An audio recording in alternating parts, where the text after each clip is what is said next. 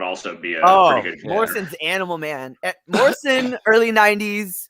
That's where it's at. Yeah. Half of the show is late. We are live. Half of the show is late. Color me shocked. I think we know who it was blame. Adam all along. It was Adam all along. But yeah, no show. So let's just get into it. I got this is probably the perfect intro for this. For this very special episode. Mm-hmm. Oh, there's Leroy. Finally made it. Just in time to hear his intro. God damn it, Leroy. Just in time to hear his intro.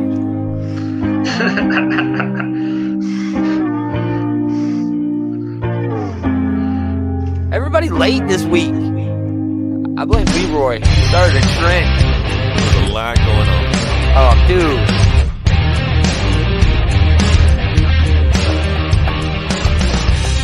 Greetings, geeks. Welcome back to Outright Geekery's Comic Book Shit Talk Show. It's this Geek and Comics. Special episode, top 5. The Bullies are going to be hanging out. Eli's probably sitting in the green room. There he is. He's like, oh, I always forget to hit the button. There he is. What's up, Eli? We're live. I'm Gomer. We got Jules True Taylor, Eli, and Leroy from the Comic Book Bullies. Echo. Who's echoing? Yeah, who's echoing? That's me. Probably Leroy. Hold on. Leroy. That's me. He's a professional. They have their own show called the Comic Book Bullies. There we go. Trust it should him. be gone now. He knows what he's doing. Okay. Yeah, check them out. Just search Comic Book Bullies anywhere. How's it going, everybody? Well, we're off to It's a great going. start, clearly, you know? Yeah, we're off to a great technical. Good time. We get all the bugs out of the mission early. Everything will be great. We're talking comic book runs. Man. There are so many good comic book runs. We're going to tell the chat right now. Throw your whatever into the chat. Throw your picks. We're going by writer, so it's a little bit different with the rules for this one because we wanted to make it as diverse as possible. My list would have been just 2 writers, I think, if I was going with my favorite runs of all time. I don't know, maybe 3. But maybe 3. Only one writer, only one franchise, which really limited it. Did you guys have problems with those rules? I mean, not the rules. Not really. I mean, I think they're good rules. I think they're good criteria. But, like, it's hard to narrow down, like, if I was picking a Daredevil run, there's so many good Daredevil runs, you know? It That's the makes problem more I had. painful Right. choices. Yeah. It was tough. Yeah. So you'd have multiple Daredevil runs? Oh, go ahead, Eli. So many. Yeah, dude. No, I had so many to pick from. It was just choosing my 5 was the hardest part. I'm still thinking of mine right now. I It's got tough. all mine. Well, as much as we narrowed it down, it's still very broad. We're talking about the best comics from any company with any character with any writer. So yeah, there's going to be a lot of really great stuff that isn't going to be mentioned by anyone. Not to mention like anyone's individual top 5s. There's going to be a lot of stuff left out, you know? Yeah. Yeah, I got a ton of honorable mentions. I'll just say that. Yeah. Oh, dude. We'll do all those at the end. This is Big Willie chiming in. 2 White for Coke here. Say it's all Jeff Lemire, not Donnie Cates. I don't have either on there. Wow, no, I don't either. I don't have either on there either. Writers. Donnie Cates, a lot of his stuff is too recent, you know? Yeah. I think I got all white guys. I got all white guys on my list. I do not have all white guys. I do. I have all white men on mine. I do too. That happens. It didn't occur to me until just now, but yeah, that's the case, I think. Any predictions? Anybody? If Eli doesn't have one Punisher run on his list, I will be very sad. You got X-Men. I already know that. I mean, you can only have one. That's one. I'm sure Alan Moore is on here somewhere. I do not have Alan Moore. The thing about Alan Moore is he didn't really do runs. Just one book. One book. I was like, I think of Swamp Thing. We were talking about this yesterday on the other show. A lot of writers are more associated with like a mini series or like a particular volume of a story, and not necessarily a run. There's still plenty of good Alan Moore runs, but like Watchmen wouldn't count. Like Frank Miller's Batman for like Dark Knight Returns and Year One, that wouldn't count. Those aren't runs. You know? Yeah. Because most Batman's best stories are graphic novels and trades, not in continuity. So it's Yeah. Yeah. Well, Sure. Snyder, maybe And that- Snyder going to get a shout out. Not for me. Maybe. Well, maybe. Maybe. Maybe. I'm so excited.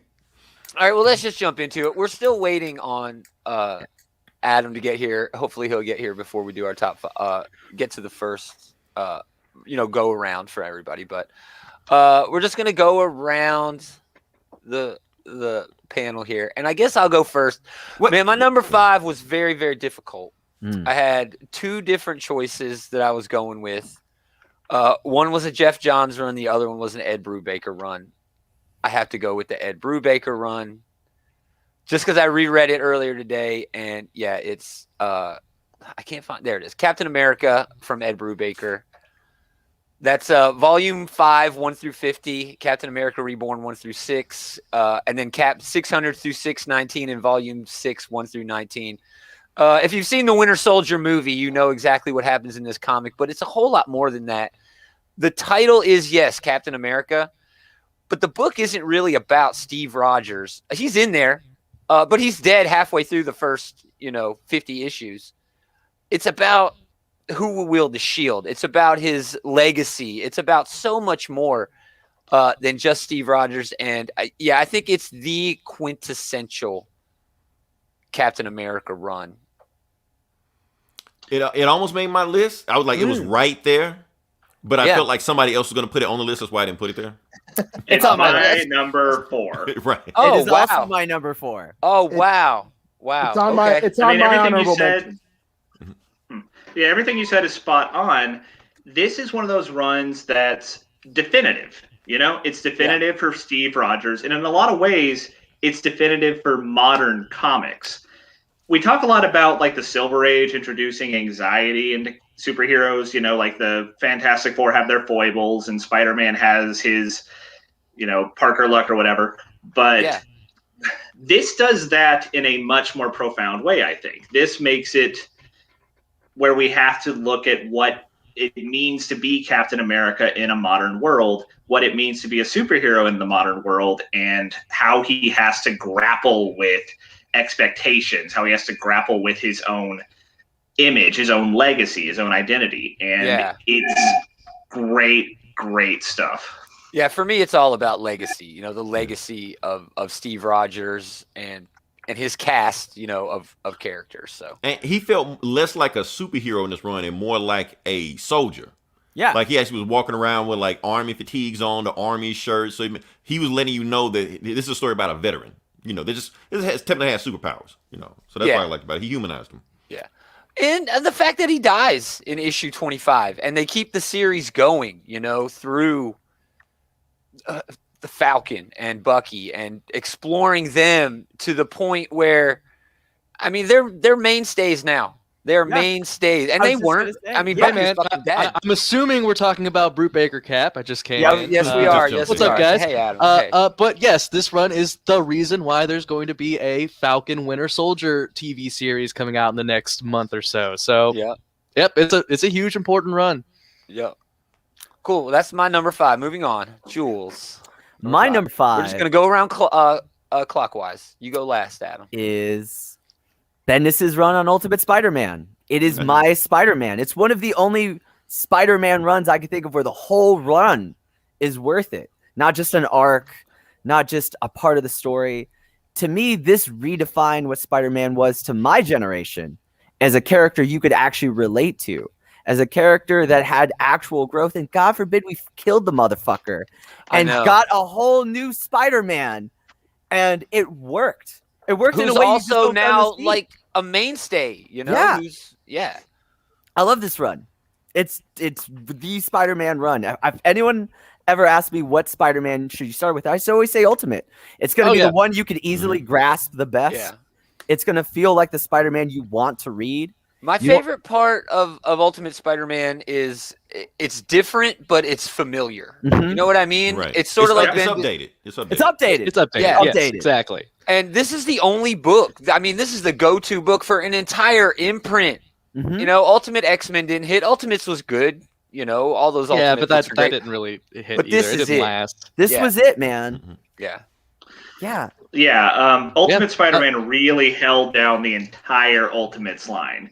And that Ultimates line is important. It's very influential to the MCU, and a lot of the elements are going to bleed over into the main 616 as well, including entire characters, right? Yeah. Basically, they cherry-picked whatever worked and moved over. Exactly. Yeah. Excellent choice. Love that book. That's not on anyone else's list? Yeah, I don't blame everybody surprising. else. That is another surprising. easy pick that I knew was going to be on everybody. It is an easy It is. pick. It's an easy It pick. is an easy It was an easy pick. Yeah. That's why Another honorable mention of mine. Yeah. Nice. Nice. It's great. Taylor, number 5. Uh-oh. Okay. Oh. My number 5 is going to be Chris Claremont's X-Men run from the 70s, going into the frickin' 1990s. Yeah, it's a long run. That's an epic run. It's Hugely influential. one of the longest. It is, and that's the main reason it's probably on here. Is it is unrivaled in terms of influence, except for maybe Lee and Kirby's Fantastic Four run. No other run I can think of did this much world building. It introduced the Shi'ar, it introduced the Brood, it introduced the Hellfire Club, it introduced the frickin' Phoenix. Dark Phoenix Saga alone makes this worth putting on a list for runs, and not just in terms of what it did for the X-Men's lore, but also the way that it is one of the defining runs for the Bronze Age of comics. Sure. It introduced big impact moments. It introduced moments like this is one of the few where they were willing to kill off one of the main characters, one of the most popular characters. And I think that Jean Grey turning into the Dark Phoenix and dying is a bigger deal than Gwen Stacy dying, even if Gwen Stacy is probably the more like emblematic of that era. Sure. Yeah, I agree. And it's not just in terms of like influence, it is also on here in terms of quality. A lot of the other things I was considering putting on here for influence weren't going to make my list because the writing just feels dated. It's hard to go back and read like Action Comics or Stan Lee stuff with the Silver Age, but this holds up damn well. Except for how weirdly flirty all the characters are with each other. I mean, but, it was almost like Professor X making like a breeding cult or something, you know. Dude. A little bit of that there. There's absolutely no denying this run. It's a landmark run, and everything Taylor said is right. I don't know. It aged poorly for me, man. I have gone back and I've tried to reread the Claremont stuff, and I understand the importance, but yeah, dude, it doesn't work for me anymore. to each their own, but Sure. I'm going to That's count what we God do Loves here. We Man shit on Kills each as other. part of this Yeah. run too. So, and that holds up damn well. That's still the quintessential X-Men book. Yeah. I don't know. Fuck I mean, you, Gomer.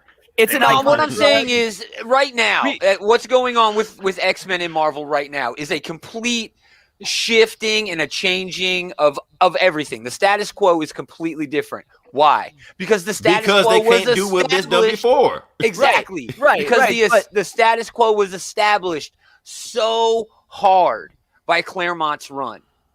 That's a And point that's in why its the X-Men- favor, man. But Right. that's why the X-Men suffered for like 15 years at Marvel That's Comics. not After Wait, Claremont wait, left. wait, hold Because on. Claremont was Exactly, gone. because To be Claremont fair- left. No, Okay, so Hey, your wait, argument wait. here is like he did such a good job that everybody people have else a hard time sucked. gravitating No, away no, from it. yes, no. Wait. What's different about the X-Men now? If I ask you, they're racist now. They're Nazis. Hey, you know what else is going on with the X-Men run now? All the stuff with the damn Shi'ar. They had a story about the know. damn Brood. Almost That's right. every book in the current run owes something to Claremont's run. Exactly. And to be fair, the reason X books were not so great for so long is because they sold those rights to Fox, and they were like, Yeah, and they "You sabotaged get them. shit from us." They sabotaged them.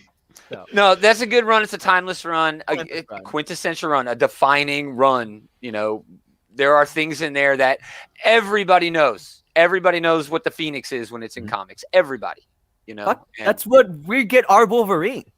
yeah, We exactly. get, we get Wolverine would not be the Wolverine without A-list that Marvel run. character that he is without that run. Absolutely. Yeah, it's true. It's true. Excellent pick. Great pick. Leroy, number 5. Number 5, I'm going with Ultimates.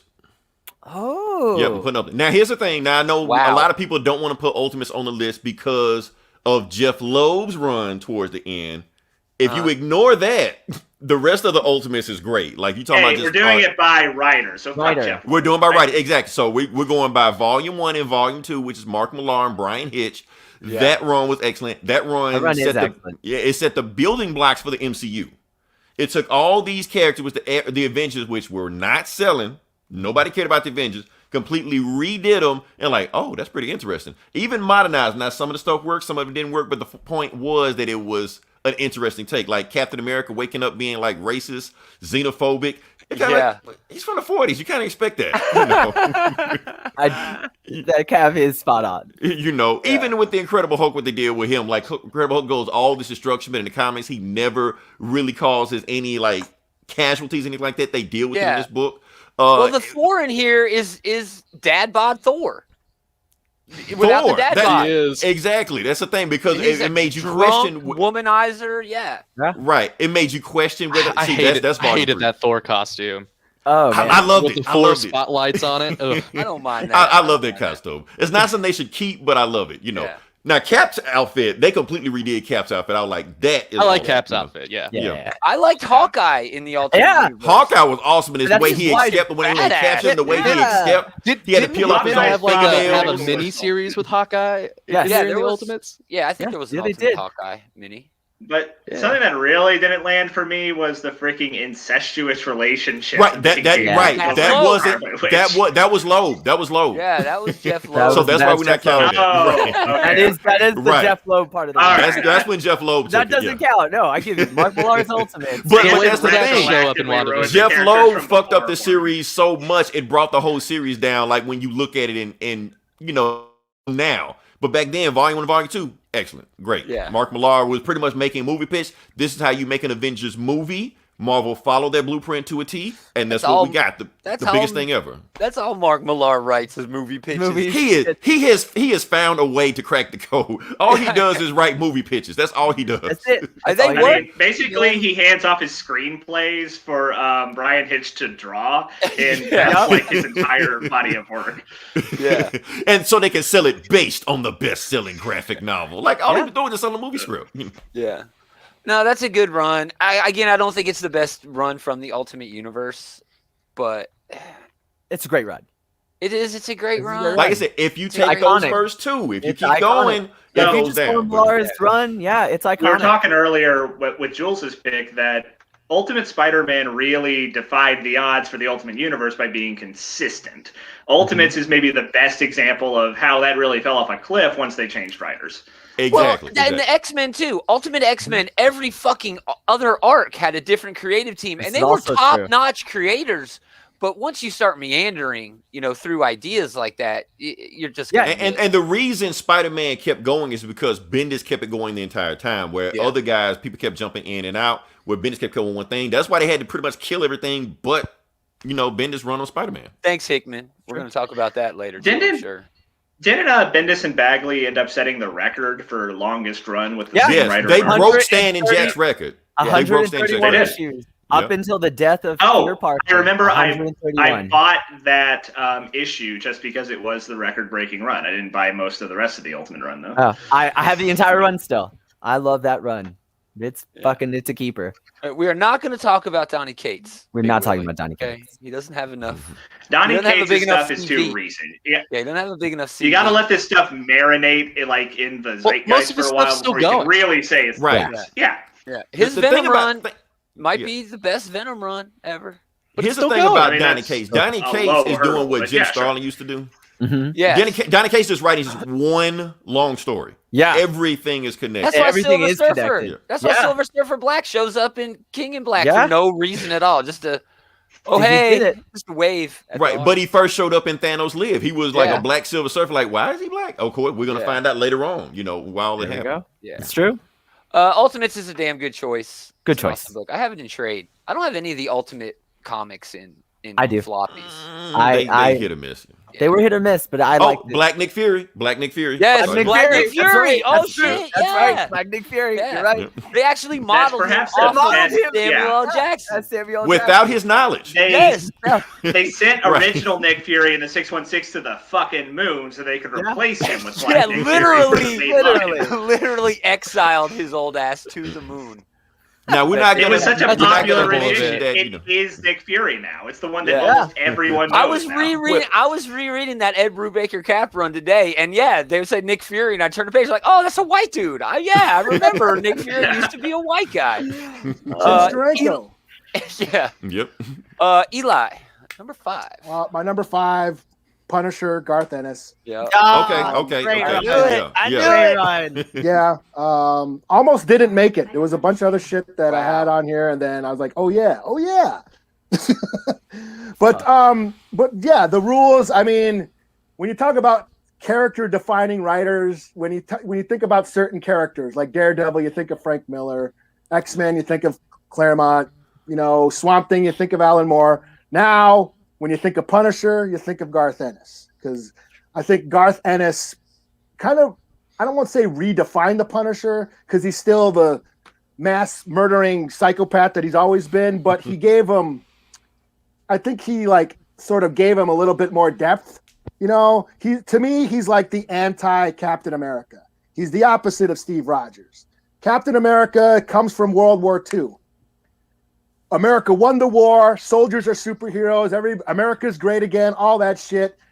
Frank Castle comes from Vietnam. Not a very popular war. The veterans of that war were shunned and were, they weren't welcomed home. They became outcasts, of society. The government treated them like shit, and that era sort of left a stain on the American conscience.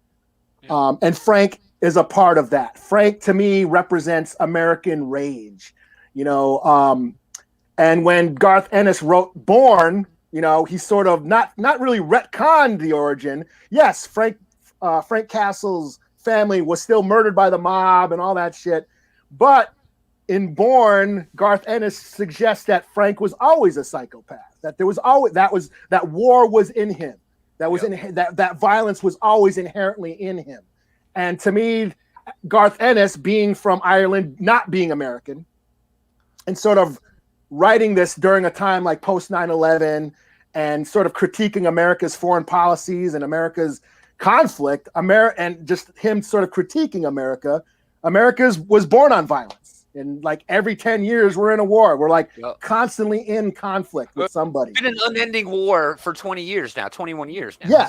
Yes. So So violence is an inherent part of American culture, and that's what Frank Castle is. Frank Castle is, and the fact that he goes after the corrupt, he goes after criminals and corrupt corporations and, sex trafficking and drug cartels. He's basically, the Punisher is America's punishment for all its past sins. That's kind of how I look at him. Yeah. That's perfect. Yeah. I mean, yes, he's a murdering psychopath. Yes, but he's still, just like I said, he embodies American rage, American violence. And he's just a product of what America creates, which is violence and war. Yeah. So Garth Ennis's Punisher was pun 1 through 12, pun 1 through 6, and 13 through 37. And Steve Dillon doing the art when Steve Dillon. Holy shit, that's actually next on, because I have this in my honorable mentions. He also did Punisher Max 1 through 60, plus Punisher Born 1 through 4, and just so many one shots. But yeah, that Dillon art really, he's the artist. He's the Punisher artist. Yes, and the way he captures facial expressions. It's hilarious. Perfect. You'll show a guy getting shot in the head and his face is or his head's getting blown off, but he'll leave the mouth. You'll see the top of his head exploding, but the mouth is all and it's hilarious. It made me laugh, So it was over the top, brutal violence, but it was still cartoony enough to not, so you didn't take it too seriously. You know? I mean, made by the guys that made The Boys. Exactly. Yeah. I mean, and he hated, and like me, I reached a point, in high school where I thought, okay, superheroes are kind of lame, and for little kids.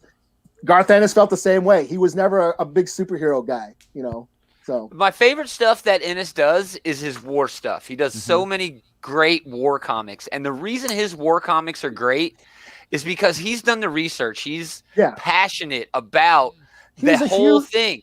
He's a huge World War II buff. But it's not just, like the happenings, things that happened during the war, the events, the history. He talks to these veterans. You know, he gets in their heads and he wants to know what it felt like. And I think that's why Punisher is so damn good, because he comes off as an actual veteran who is suffering. It really works. Go ahead, Jules. The best part about this run, honestly, to me, is that they made Frank a person without glorifying what he did. In fact, they lean in on the metaphor of PTSD, of serious trauma, of dealing with mental health. This book is amazing because it does so much subtlety in its storytelling that you get distracted by all the hyperviolence, that you don't realize just how fucking smart this book was, because it didn't glorify what Frank was going through or what Frank had decided to do. It did the opposite. It showed you how fucked up Frank was and leaned on Frank being fucked up and him dealing with that in a real way. And I love this book. Yeah, and it even suggested that before his family got murdered, that they might have almost gotten divorced. Yeah, that they were going to leave him. They were going to leave him. Yes. So, but they got murdered before it happened. So that's sort of there. That again, that war is just a part of Frank. Yes. War is his blood. Yes. He's Rambo. He's Rambo. He was Rambo. always That's what I'm saying. He's Rambo. Yeah. I love Ennis's run. I love that. We wouldn't have the Punisher in a TV series if Ennis didn't write that book. Without a doubt. Yeah, man. Great pick. I knew that was going to be. I got it out of the way. Great pick. Exactly. Adam, number 5. All right, my number 5. I picked Rick Remender's Uncanny X-Force. Dude, that's such a dope run. That's also on my list. Where at? Because mainly, I like this run because it starts off this team. They're basically the X-Men hit squad, and they're sent back in time to kill Kid Apocalypse. And they do it. Phantom X shoots that guy right in the fucking head. But then they have to spend the whole rest of the run basically dealing with the ramifications of doing that, and I love that. Yeah. Actually having to deal with some fucked up shit that they do.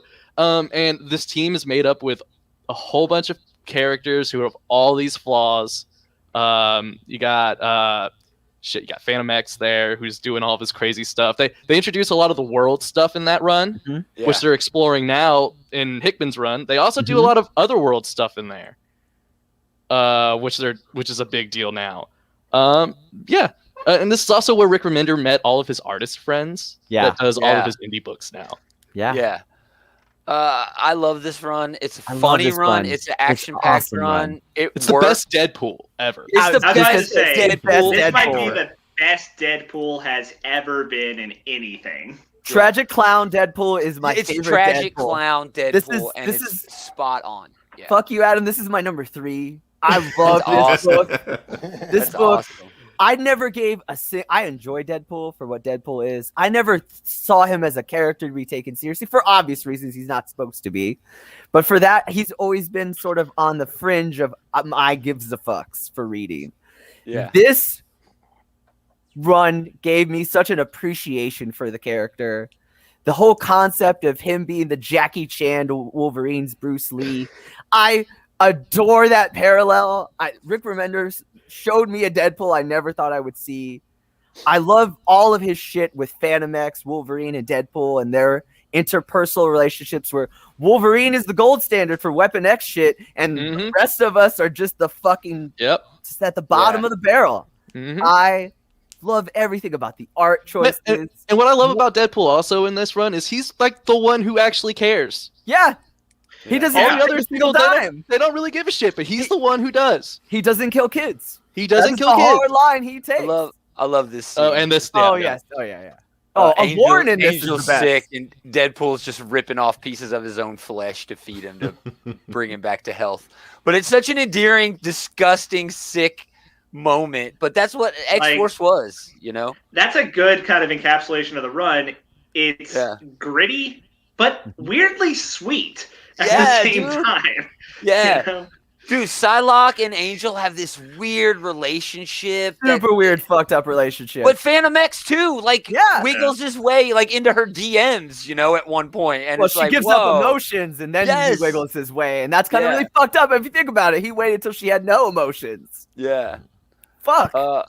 Great. And I also love that book because everybody's a scumbag. Everybody's all terrible, awful. So terribly awful in that book. They're just the worst human beings that you could imagine. In a book where like Wolverine and Deadpool are like the most paragon of the ensemble, that's saying a lot, you know? Yeah. No, that is a great pick.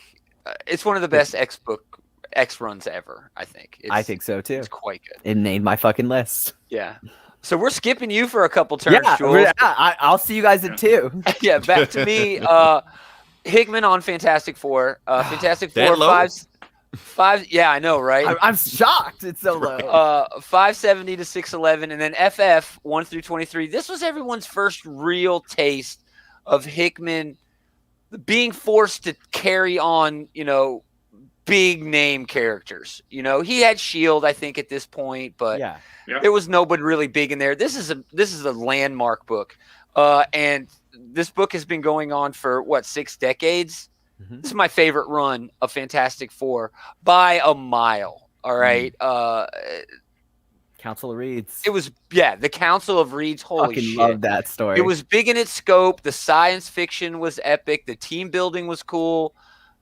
It required its own spin-off series. You know, he had built up this team so big, but at its heart, it was still about family. And honestly, up until that point, I had read everything Hickman had done. He had never written anything that really, you know, seemed like it was, I don't know, run-of-the-mill. You know what I mean? Sort of endearing, had a heart to it. And this did, This was like his first crack, I think, at a more quote-unquote standard comic book. Like he had been doing like he'd already done nightly news, Pax Romana. He had, like we said, already done Shield, but all of those were not like mainline books. And this very much was. It was his kind of proving ground for that type of comic book. And he really did knock it out of the park. Something that I will touch on later is that he can write the shit out of Dr. fucking Doom. Oh, hell yeah. A god Doom, you know, he's a god of his own universe and he grows bored of it. Beneath him. I love that line. That's a quintessential line. It's like, I was a god for a little while and I found it to be beneath me. Yeah. I can't think of a better line for who Dr. Doom is, you know? I actually wanted to have more Hickman on my list, but I couldn't. I actually think I think his Avengers run is better than this, but I think there is another Avengers but those run last 4 issues Hickman did with this Fantastic Four run is some of the most epic shit that I've ever read in a Marvel comic. Dude. It's insane. It's like, what did I just read? It was basically it was Tarantino times 1,000. Yeah. Like, he stretched and stretched, and then the payoff finally at the end, we're like, whoa. Yeah, dude. Greatest payoff ever. I think care about the Inhumans. I think my favorite, but I think my favorite story from this one run was right after Johnny died and Spider-Man shows up to help out Franklin. Yeah, I think that story was called Uncles, and that is good. That is like one of like the best Spider-Man stories I've ever read. It's very indicative of his character. Yes, that issue. The issue after Johnny dies, where they're dealing with the aftermath and mourning him. Oh, man. That's probably one of the best single issue comic books like of all time. Yeah. That's the one where Thor and Hulk shows up. Yes. Where Thor and Hulk. Yes. Silent issue. Yes. Yes. It's so damn good, dude. Yeah. They let Ben Grimm just beat the shit out of him just so he can get it all out. Yes. Yeah. Oh, man. Yeah. Or when like Reed was gonna grab the ultimate nullifier and then fucking Annihilus just shows him Johnny's thing and shit and it's all there's no words and there's no words and then just how Spider-Man comes and comes to Franklin and says, hey, my uncle died too, like, oh god. If there was a question of Jonathan Hickman's prowess as a comic book writer, it was answered forever after this run. And I mean, basically, and we're going to talk about his Avengers run, I'm sure, maybe next, but it's on my list. Yeah, it's on my list. Yeah. This is continue. Everything Hickman has ever written is a continuation of what he has written before. Leroy's mentioned that Donny Cates does that too. And Starlin. I really think did it too. Yeah. Starlin did it. Yeah. Is doing basically the same thing, even up into this X-Men run. So Hickman's FF run definitely one of my favorite runs of all time. So we skipped Jules. What was your number 4? Just remind us. Oh, Brubaker's Cap. Yeah, it was so good. That's so fucking good. So I mean, dude, we wouldn't that was your number wait, both? Yeah.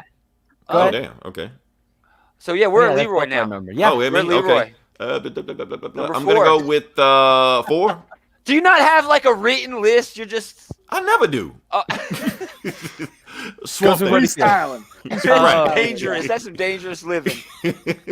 Alan Moore Swamp Thing. That's my number 4. Nice. Awesome. Yeah, that's my number 3. Yeah, awesome. that's good shit. choice. I mean, like I said, I got to talk about this book because when I read it, I had no idea what Swamp Thing was when I read it. I just thought he was just Hulk in the swamp, But then you read it, and I'm thinking, like, maybe he'll find the cure one day. And then he walks out with his dead body, out the swamp, like, oh, that's not even him, Nope. So then he has to relearn, what is a person, what makes a real person versus something else, and What he is gets human, more.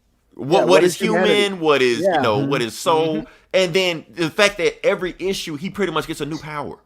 It's so insane. That's the thing, and just the trippy stories they had where they're so trippy. The art is fantastic throughout too, and that definitely helps the trippiness. Yeah, the Justice League Dark premieres here. This pretty much. They were so early, they didn't even know what to call them. My favorite issue is the sex issue where Swamp Thing and I was just about to say that when he feeds Abigail like a potato or something. And he grows like a yam on him. A yam. It's like a root. Yeah. Right. I guess it's a root. I thought it was like a root or like a carrot or something. Oh, something. Yeah. It was something. Whatever it was. Whatever the fuck it is, it's a growth from his body. So Right. But then she goes to jail for having sex with a vegetable in Gotham City. So Swamp Thing just levels Gotham City, just like, bring me my wife back. And of course, who shows up? Batman. Just like, I prepared for you, Swamp Thing. I learned everything about you. I prepped for you. And I got my potato peeler. Right. And Swamp Thing is just like, yeah, that would have worked on me a month ago. Yeah. I learned new stuff, and then he turns to like 10 of them and stomped the shit out of Batman. I was like, oh man, this is great, man. Then he goes to another planet, makes his own Swamp Thing planet, but he doesn't have the soul in the other people, so he comes back. It's man. Then he fights Darkseid. I got nothing to say, man. It was just awesome. There's a lot of horror stuff in this too, which is also another main reason why I like it. Yes. I'm a big horror fan, and then it takes place in the swamps in Louisiana, and I have a lot of family that's from that area, so it's really interesting to go look at it through that aspect too. Yeah. Oh, Constantine shows up here for the first time. Yes. Oh yeah. Yes. But here's the thing: Constantine doesn't show any powers. He says he's a magician, but he never does any magic shit in here. So we just got to kind of take his word for it in this whole story. Yeah. This if we have top 5 like bromances, I feel like Constantine and Swamp Thing needs to be on that list somewhere. Maybe. They're like frenemies, though. They kind of hate each other. Yeah. Oh, they very much do. Constantine hates they still have everybody. They're a great pair. Yeah. Everyone hates Constantine, so that works out pretty well. Yeah, right. Everybody hates Constantine. He's a cheeky bastard. That's why. Yeah. Well, again, back to one of the coolest, I think it's maybe 2 issues though. But where he goes to hell to save what's her face, and that's why he gets the Justice League Dark. They go to hell, right? Yeah. And she can't remember, and he's like, "Why are you?" The last panel, you're crying. I'm like, "Oh my god, so am I." This run is important. You mentioned it a minute. He literally has to bury himself at one point. Yes. Yes. Yeah. Lex Luthor kills him. Yeah. And that's Alan Moore sort of retconning. Yeah. The character, because he did die, but then Alan Moore, no, he's still dead.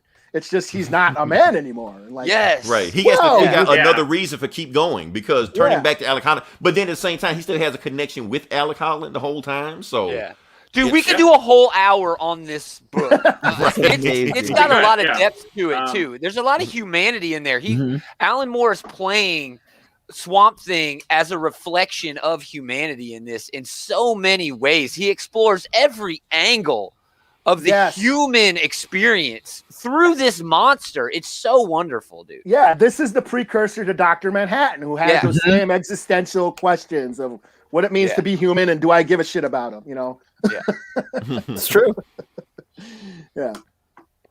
Great choice. Great choice. Great choice. Eli, number 4. Oh, number 4. I got a list. Yeah, he wrote it. He used paper. Eli does his homework. He got a fucking like loose leaf notebook. I do. It's like, right here. No, my number 4, again, this is just my favorite shit. I know that's what I picked. Yeah. It's just my favorite shit. You know, what I liked. Tim Seeley, Hack Slash. Nice. That's just me. I'm a horror guy. I love horror. This was for a while. This was like the only book that I was like reading for a while. You know, every time an issue came, oh, cool. Just because I'm a horror guy, and I think this redefined slasher movies.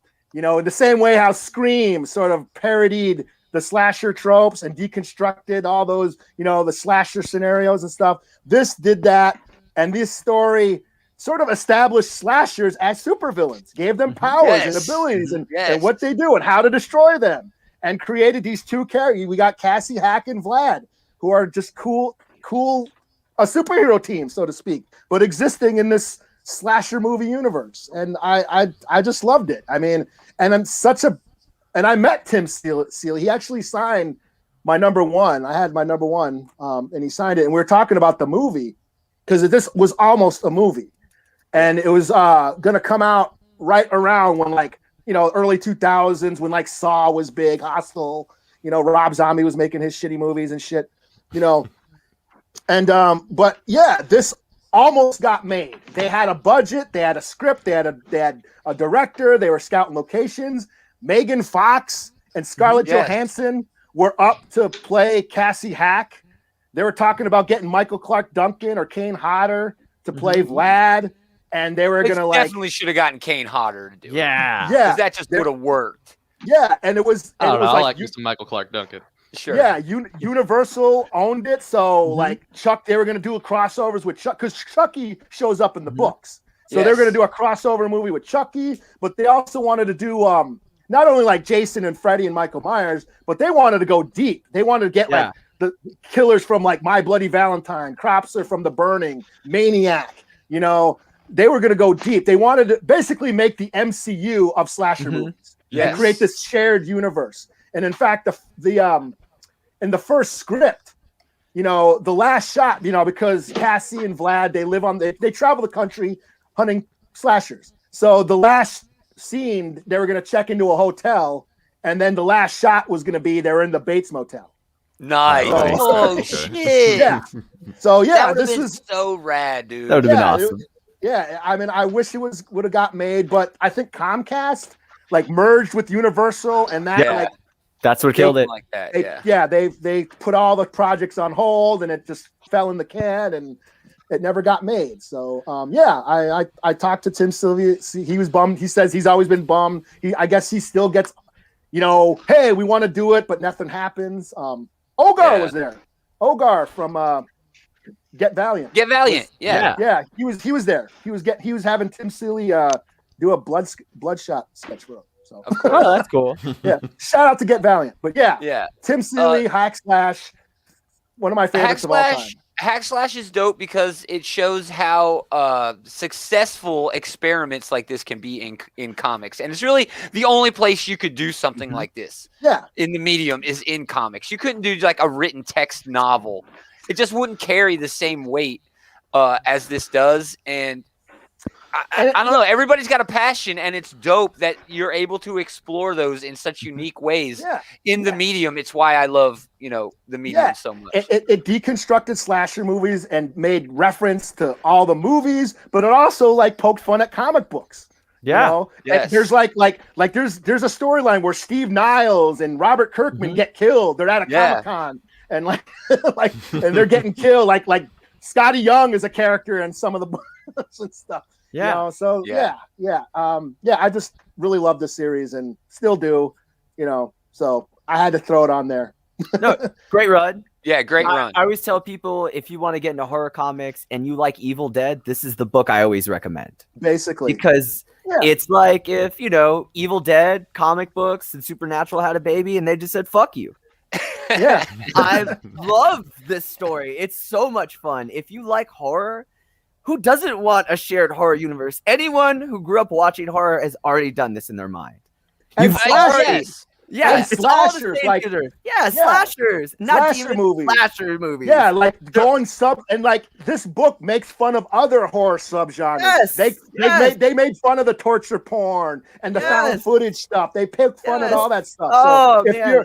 if you're a horror fan, you just get it, So yeah, it's a great run. Had to give it a shout out. So great choice. Awesome. Great book. Number 4, Adam. I'm going with Sandman, Neil Gaiman. Okay. It's good shit, man. It's good shit. This is the book that kind of got me into comics. It was one of the first books I ever read. But I really like it. It introduces a lot of interesting ideas. It's kind of about a guy who he gets put in prison for a long time, and he kind of realizes that he made a bunch of shitty mistakes in his life, and now that he gets out, he goes and tries to fix them all. But in the end, he just gets killed trying to fix it all. So whatever. But I love this book. It's a lot of weird ideas. I love the where he has to go to hell to save his girlfriend, and Lucifer's already gone. Yeah. Here there's the whole convention of serial killers, which was a lot of fun. Yeah, that was dope. Yeah, I think that's a fan favorite of the whole run. And then it has a lot of short stories in it where Sandman isn't really even the main character. Yeah, he's just a guy who kind of shows up every once in a while, and those are usually the best stories out of that entire run. Yeah, most of my favorite ones are the ones that do not advance the plot. Well, the plot at all. Yeah. Like my favorite individual issue might be the one where he like meets his buddy Hob in the same bar once every 100 years, and like you get to see like how much things change but also stay the same. Like, and that probably this is my number 3. And that I think that's the reason I like it so much, is because this is a comic that it's about change, but also not about change. Yes. It's about, to me, it's about people. It's about the way we see ourselves, the way we tell our stories. It's about our imagination and the way that we both shape and are shaped by the stories that we tell. Yes. And I think it had to be on my like top 5 best runs by writer, because most of the art in this series I don't particularly care for. It's usually just okay at best. It's just okay. Except for J.H. Williams III doing Overture. Most of this is just like serviceable art, but it's still such a compelling read based solely on the strength of the writing. It is some of the best writing I've ever seen in a comic book, and it's a real delight. I love how like every time they reveal something, it's also introducing like 2 more things that now need an explanation. Yeah. My favorite part about this is Neil Gaiman had no idea what he was doing when he jumped into doing this book. He had never written a comic. He had written, novels and of course Forum. But I mean, if ever there was a guy who was born to write, it's Neil Gaiman. And this is what I always tell people to read if you want to dip your toes into Neil Gaiman. He's got a lot of great novels, a lot of great short novellas, but they all have their own themes and everything. But this, like you guys said, it's an overarching theme about how fiction sort of makes us who we are. You know what I mean? It's and not just fiction, but the stories, like you said, Taylor, the stories we tell. But for us, those are fictional stories, those stories that are most important to us. And I don't even know if he really realized that when he was going into writing this book, how meaningful that would be to the comic book reader. You know what I mean? But yeah, he nailed it. He killed it. Yeah. More than any other writer I can think of, Neil Gaiman understands what stories are at a fundamental level. Yes. Like he tells better meta narratives about storytelling than anybody else I can think of. So yeah. He still wrote my favorite Doctor Who episode out of any of the. Oh yeah. Oh, me too. Oh, the Doctor's wife. Yeah. Yes, the Doctor's wife. Yeah. It's an amazing episode. Yeah. It's a great book. Nothing else on Sandman. It's great. I mean, it's absolutely all incredible. been said. Sandman is so hard to talk about because, like, he humanized Lucifer. Like he did. Yeah, Lucifer's a fun have character. that TV show if you didn't see him in Sandman. You keep going back to that these books. I mean, I guess that's the thing. Measure now. Well, not only that, you got to think about, especially with Sandman. To me, is you have all these quote unquote godlike characters, these complicated mythical people. But Neil Gaiman does something that DC rarely knows how to do: is that humanize every character you encounter in this story. Yeah. This is not a superhero comic book. This is not the Greek gods you find in the standard pages of DC. This is a book about a bunch of people who have no idea what the fuck they're doing all the goddamn time. And I think that's where Neil Gaiman was writing from. He didn't really know what he was doing at the time. I mean, it's like an absurd... A bunch of immortals bored, not knowing what the fuck they're doing, just fucking shit up. Yeah, man. And then try to put the pieces back together. Because that's what we would all do if we were immortal. We would just like, I don't know what the fuck I'm doing anymore. Yeah. I'm so fucking apathetic about goddamn everything. Nah, that's a great choice. Timeless series. Everybody should read it. Is it on me for number 3? Yeah, it's on you for number 3. Peter David's X Factor. Such a great run. It includes Madrox number 1 through 5 and X Factor Volume 3, which is 1 through 50, and then original numbered back to 200 through 262. It's an indescribable mixture between a detective series, like an X-Team book, and a dark comedy. There's a lot of relationship-based sort of storytelling going on, but basically on the heels of M Day, right after House of M, we have the decimation where there's like only 200 or something mutants left.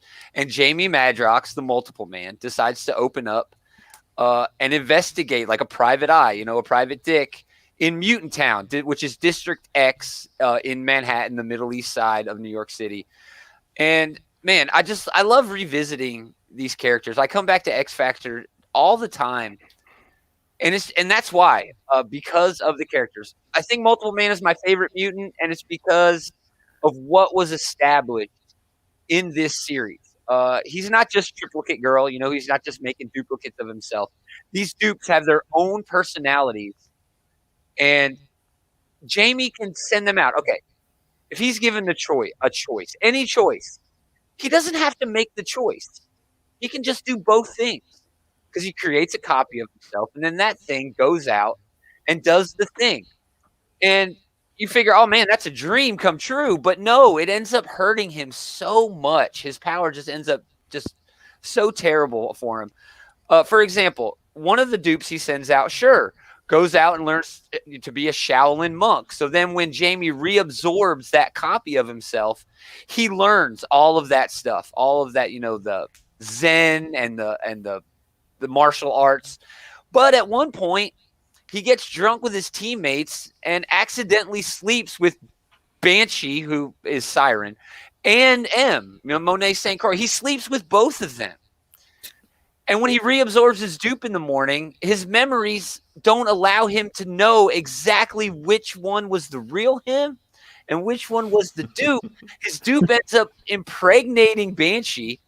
And when she has the baby, Jamie walks into the delivery room and reabsorbs the dupe baby. Ooh. It's like, yeah, dude. And she that part was great. Oh my god, his fault, dude. It wasn't his fault. And that's just how all of this goes. Even when you're not able to make the bad choice that it still haunts you. And that's the overarching lesson of this. But really, again, it's all about the characters. I mean, we have Butterfly, who is Layla Miller, who was introduced in House of M, which I'm going to mention again later on. Darwin, Havoc, Longshot, Monet St. Croix, Pip the Troll fucking shows up in this. Polaris, Richter, Shatterstar. This series won a GLAAD award because of the work he was doing with Richter and Shatterstar.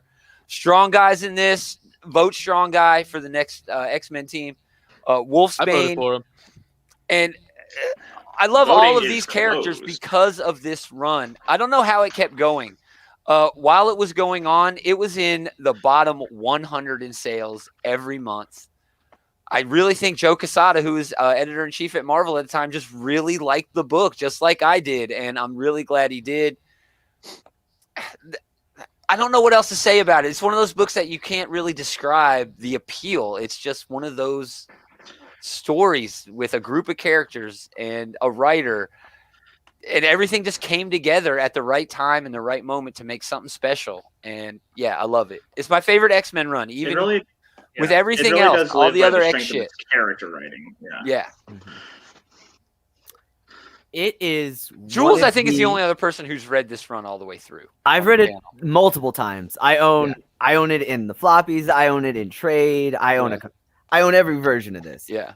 I love this book because this is a X book for the modern age. Yeah. The X-Men were created as a bunch of kooky characters who dealt with more issues than they beat villains. This is exactly what Stan Lee was trying to do with the original X-Men that he never really figured out how to do, is that it's so built on their interpersonal relationships and their fucked up ability to converse with others, what their inward problems are, and they bury it in costume. It is an amazing tragedy of people who could tell each other what the fuck is going on and never get around to, and spend all the time just like skating around each other and burying it in their work, because that's what we do as people. This is one of the best examples of what real people would be like doing this weird, crazy, fucked up shit. Well, here's an example of that. At one point, in order to get the money to fund X Factor, Jamie goes on to Who Wants to Be a Millionaire, and he's his own phone-a-friend. Yes. He's his own which is just perfect, you know? Oh, this is just amazing. a prime example of how great this series is. And yeah, I love it. I love it. Jules, number 3. Mine was Uncanny X-Force by Rick Remender. Nice. I will always put that book over it. There's so much about that team that's so special to me because it creates that whole vacuum of, in the Marvel universe, there are the heroes we celebrate. There are the top tier echelon. There are the X-Men, who they're always just a little bit below because, like Spider-Man, they're always seen within. And this is at a time where in the other X books, the X-Men were trying to get a good reputation. And I liked this book so much because they built up the fact that the X-Men want to be seen as top tier superheroes in the Marvel universe. But they still need that Wetworks team. But they still needed that Wetworks team. Yeah. And I just loved that concept. I love that the whole point of the team was that it's all a bunch of terrible, awful people who've all been through the worst things of the X-Men. They've all died. That was another special thing about everybody on this team that can die, will come back. Yeah. So we'll just let them deal with the shit that the X-Men aren't prepared to deal with. Great choice. Taylor, number 3. I think you already said. Adam took my number 3 as well. Mine was Sandman. Nice. That's a great one. It's great. Many books out there. Everybody's kind of picking the same ones. I know. Well, that's how it goes, man. Best runs, they're best for a reason. Sometimes something is obvious because it's right. You know? Yeah, exactly. Things are popular for a reason. Except Leroy's next choice, I'm sure. Except for my next choice, right? Go ahead. Well, pretty much my next 3 choices after that. Go ahead. Number 3. Number 3, Black Panther. Nice. Which one? Yeah. Ooh, the Christopher Priest run. Yeah. The one that I made Eli read. Yes. I was like, please read this shit, man. Because when we broke down for like 2020 and we couldn't do anything, I was like, man, please let's just review this Black Panther book, but we got to do this first one. The very first issue where Black Panther fight. What's the guy's name? Mark Teixeira. You know that guy? The guy. Teixeira. Yeah, Teixeira. Teixeira. He's the one. The very first arc, Black Panther fights Mephisto. Yep. And goes to hell and make Mephisto sell him his soul. Punches him. Punches so weird, dude. That's right. In the face. Right. But the thing is, like, the thing about this book is that before Christopher Priest got the book, because Christopher Priest didn't even want this book. He was like, I thought I was going to come over here and get Daredevil. Thought I was going to get Punisher. You're going to give me Black Panther? Really? That's what. So he didn't, because Black Panther was a D-list character. When he started digging into him, he was like, oh, this guy's pretty interesting. Not only is he, an Avenger, He's a monarch, so he's not really in Avengers class. He's more like in Doctor Doom, Magneto, Namor's class. So he's more comfortable in that circle than he is with the Avengers. Matter of fact, with the Avengers, he flat up tells them like, I never really want to be with you guys. I only joined you because you're the most dangerous team on the planet, and I need intel for Wakanda. And plus, since you got intel to the UN, that helps Wakanda out also. He gets into that in Illuminati too. Yeah. Illuminati too. Like I'm way above all you all. Yeah. Yes. Like I said, it all started here. Just the fact that even like the new recruits in Avengers don't know who he is. They get confused with other black superheroes. Like when he shows up like out of Black Panther costume, he just shows up like regular. He's like, "You're Falcon, right?" Like, no. Right? Are you Falcon or triathlon? Right. I can't remember which. And he kept doing it the A whole white way. rider couldn't have gotten away with that. A Man. white rider, and that's the thing because here's the thing. And this is the thing, the book is master storytelling because Black Panther is not even the narrator of the issue of the book. He's not. Ross is the narrator of the issue, and Priest did that on purpose because he knew because the audience that you're making for comic books, you make a black superhero the main guy, it's not going to sell. However, if you tell the story through the narrator through the eyes of a white character, it'll get more sales. So that's what we're doing Raw. But the way he did it was so funny. Ross is like the most beta male, goofiest dude, and nobody ever caught on to it. He's getting punked the whole time. Right. Getting knocked out the whole time. Even the fact that everybody keeps comparing Black Panther to Batman. They lean into that. They actually some parody Batman stories in. Here's the thing, because Christopher Priest was not only writing Black Panther at the same time, he was writing Black Panther at the same time he was writing Deadpool. Yeah, he was writing. Yeah, so they almost had like the same tone going on. Even when and the funny thing about it, like when Killmonger, like just like in the movie, when Killmonger beats his ass, becomes Black Panther, Killmonger becomes Black Panther for like 10, 15 issues. It's just his story. Like T'Challa's gone. He's out of there. And he even tries to join the Avengers. The Avengers like, man, get the fuck out of here. We don't know you. And then he ended up becoming like best friends with Deadpool because they're both psychopaths, so they kind of like relate to each other. And Iron Fist, he fights Iron Fist because that's the thing. Like they try to make Black Panther like he can't be beaten, and for the most part, he's pretty much God mode for the whole movie until he goes up against Iron Fist. Iron Fist beats the shit out of him. Gives him brain damage. It gives him brain damage for the rest of it. So Black Panther's actually gone like the last 20 issues of the run. He's gone. He's out of it. Like nobody knows where he is. It's a whole nother guy that becomes Black Panther, like some kind of New York cop that just finds the suit in an alleyway, puts the suit on, and just becomes Black Panther. Like, fuck it, I'm Black Panther. And then everybody comes after him. Like the Dora Milaje is established here. Okoye and Nakia. But they're in the model of what was it, Eli? Tyra Banks and Naomi Campbell.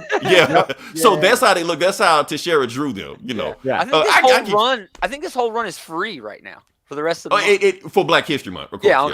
That's cool. Yeah, so you can read the whole thing. And I just like how it kept ramping up. Like it starts with him in New York, then it keeps ramping up to Wakanda, then it just goes past that, then he goes back in time, and then we're talking about definitive runs. This is the one. This is definitive run. Dude, this starts the Panther Namor beef. Yeah. All that shit that Bendis expands on later, Priest introduces in this run. Yes. Where Namor and Panther have a standoff over Lemuria, not even of Atlantis.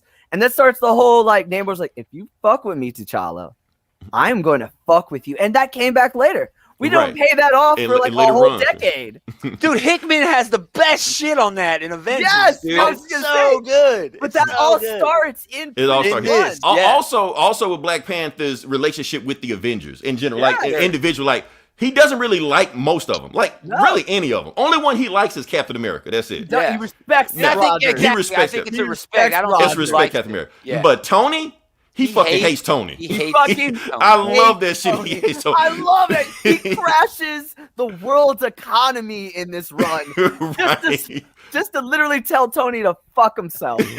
And because they were sharing technology at the same time, Tony actually made like a Panther Buster to beat Black Panther. Black Panther like, I knew you had a Panther Buster, so I made a Buster to beat your Buster. Panther Buster. Yes. Great run. Great choice. The modern Marvel Universe treats Black Panther like he's the baddest motherfucker in the world, and a lot of that does get started from here. this. It came from this. Yep. Excellent choice. Eli, number 3. He's like, oh shit. Oh, and I'm the one that don't write shit down. Okay. No, we're good. Number 3 is Hickman's Fantastic Four. Nice. Great choice. Nice. Great choice. I mean, we talked about a lot, but I guess the only other thing I can add, and yes, even though it is full of lots of heavy sci-fi shit that's just mind blowing. Yeah, the Council of Reeds. Reeds. Well, the Council of Reeds, holy! That's where they got it from. That's where they got it from. That shit, and the de-evolution, but yes, all that shit, all that wild, mind-blowing sci-fi shit. This is about family. This is about fathers and sons. That the whole point of this, Reed's dad. Franklin was trying to save his dad's life. That's all it was. That and just to have that thread just come back in the end, and this is why it all matters. I'm like, whoa, this is like one of the greatest stories like ever made. Yeah. And also, one thing we didn't talk about is this made sure that everybody knew that Invisible Woman was not to be fucked with. Oh yeah. Yes. Yeah. When they're going after she the council, Queen of Atlantis. Yes. Yeah. Dude, I always think of the scene where Spider-Man's like, hey, are you cool with the fact that everyone who's tried to kill your family, especially your husband, is in the next room while she's like cutting sandwiches? She's like, oh yeah, I could just literally take the air out from their lungs and put a force field around their heads. Yeah. Can you bring this tray in? I love that. Like, it's like something like, you know what they all have in common? I've beaten every damn person in that room. Yeah. Yep. Like that's her biggest bad bitch line I think I've ever heard. Or when she punches Namor and he just goes, you're magnificent or some shit. Yeah, he's just getting off on it, dude. Yeah. Man, fuck Namor, but whatever. I know you hate Namor, but dude, he's a great character. And that's why you hate him so much, because he's been written so well to hate over the years. We're talking about just don't leave your wife around him. That's all. No. But those little subtle moments that you see. I mean, he's 0 for 1 on stealing people's wives. So I know. Yeah, he is. That's true. That's true. But the little subtle moments that that's in there that shows that the little family dynamics. Man. When Doom is fucking with I think it was Ben. Yeah, when Doom's in there and he's like talking shit to Ben. Doom like, and Valerie's relationship, and that's great. Yeah. It is. Yeah. And just like, just those little subtle moments where Doom is just fucking with Ben. Hey, I heard Johnny got killed on your watch, and then Sue's just like, okay, you two. Like Yeah. I mean, this is like taking what I love about this is it took something that I didn't give a shit about since I was a little ass kid. That's like the last time I read Fantastic Four shit when I was a little ass kid, watching the Hanna-Barbera cartoon and shit because I'm that old. And I didn't give a shit about Fantastic Four for a good 20, 30 years because I'm that old until this came on. And like, holy shit. It took something that I loved as a kid and just made me love it as an adult. Like, whoa, damn. So I had to give it some props. So excellent choice. And probably my only critically acclaimed run or whatever that's on my list. Awesome. Adam, what about number 3? Leroy took my 3 earlier. My number 3 was Swamp Thing. Nice. Alan Moore Swamp Thing. Not really much more I can add to it, other than it's just a great horror book that explores what it means to be human. It is. Yeah. Great book. Great book. That comes back around to me, number 2, and I think we're going to hear it again. Bendis on Avengers.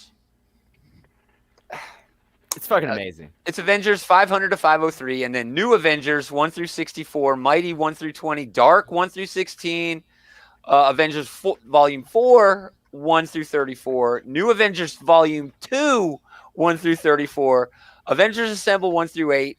So many miniseries, one-shots, crossovers. I'm going to include House of M in there. I'm going to include Secret War, not Secret Wars, but Secret War with the Lotto in there. His whole Illuminati. I think there were 2 arcs of Illuminati. Secret Invasion, Siege. Basically, this book laid the foundation for the entire Marvel universe for at least a decade. And I'll defend that by putting up this panel from Captain America from Ed Brubaker. This is the first issue of his run, where the paper Avengers disbanded and Hawkeye dead. That happens in Bendis's run, okay? Like the first issue. Yeah. Like the first fucking issue. Yeah. Yeah. By the mid-2000s, Marvel had kind of lost their way. You know, they were coming off of a bankruptcy in the 90s. They were selling off shit to other movie houses, X-Men and Spider-Man. And they didn't really have... suck, yeah. Yeah, the 90s sucked them dry. This is what pumped the fuel back into Marvel Comics.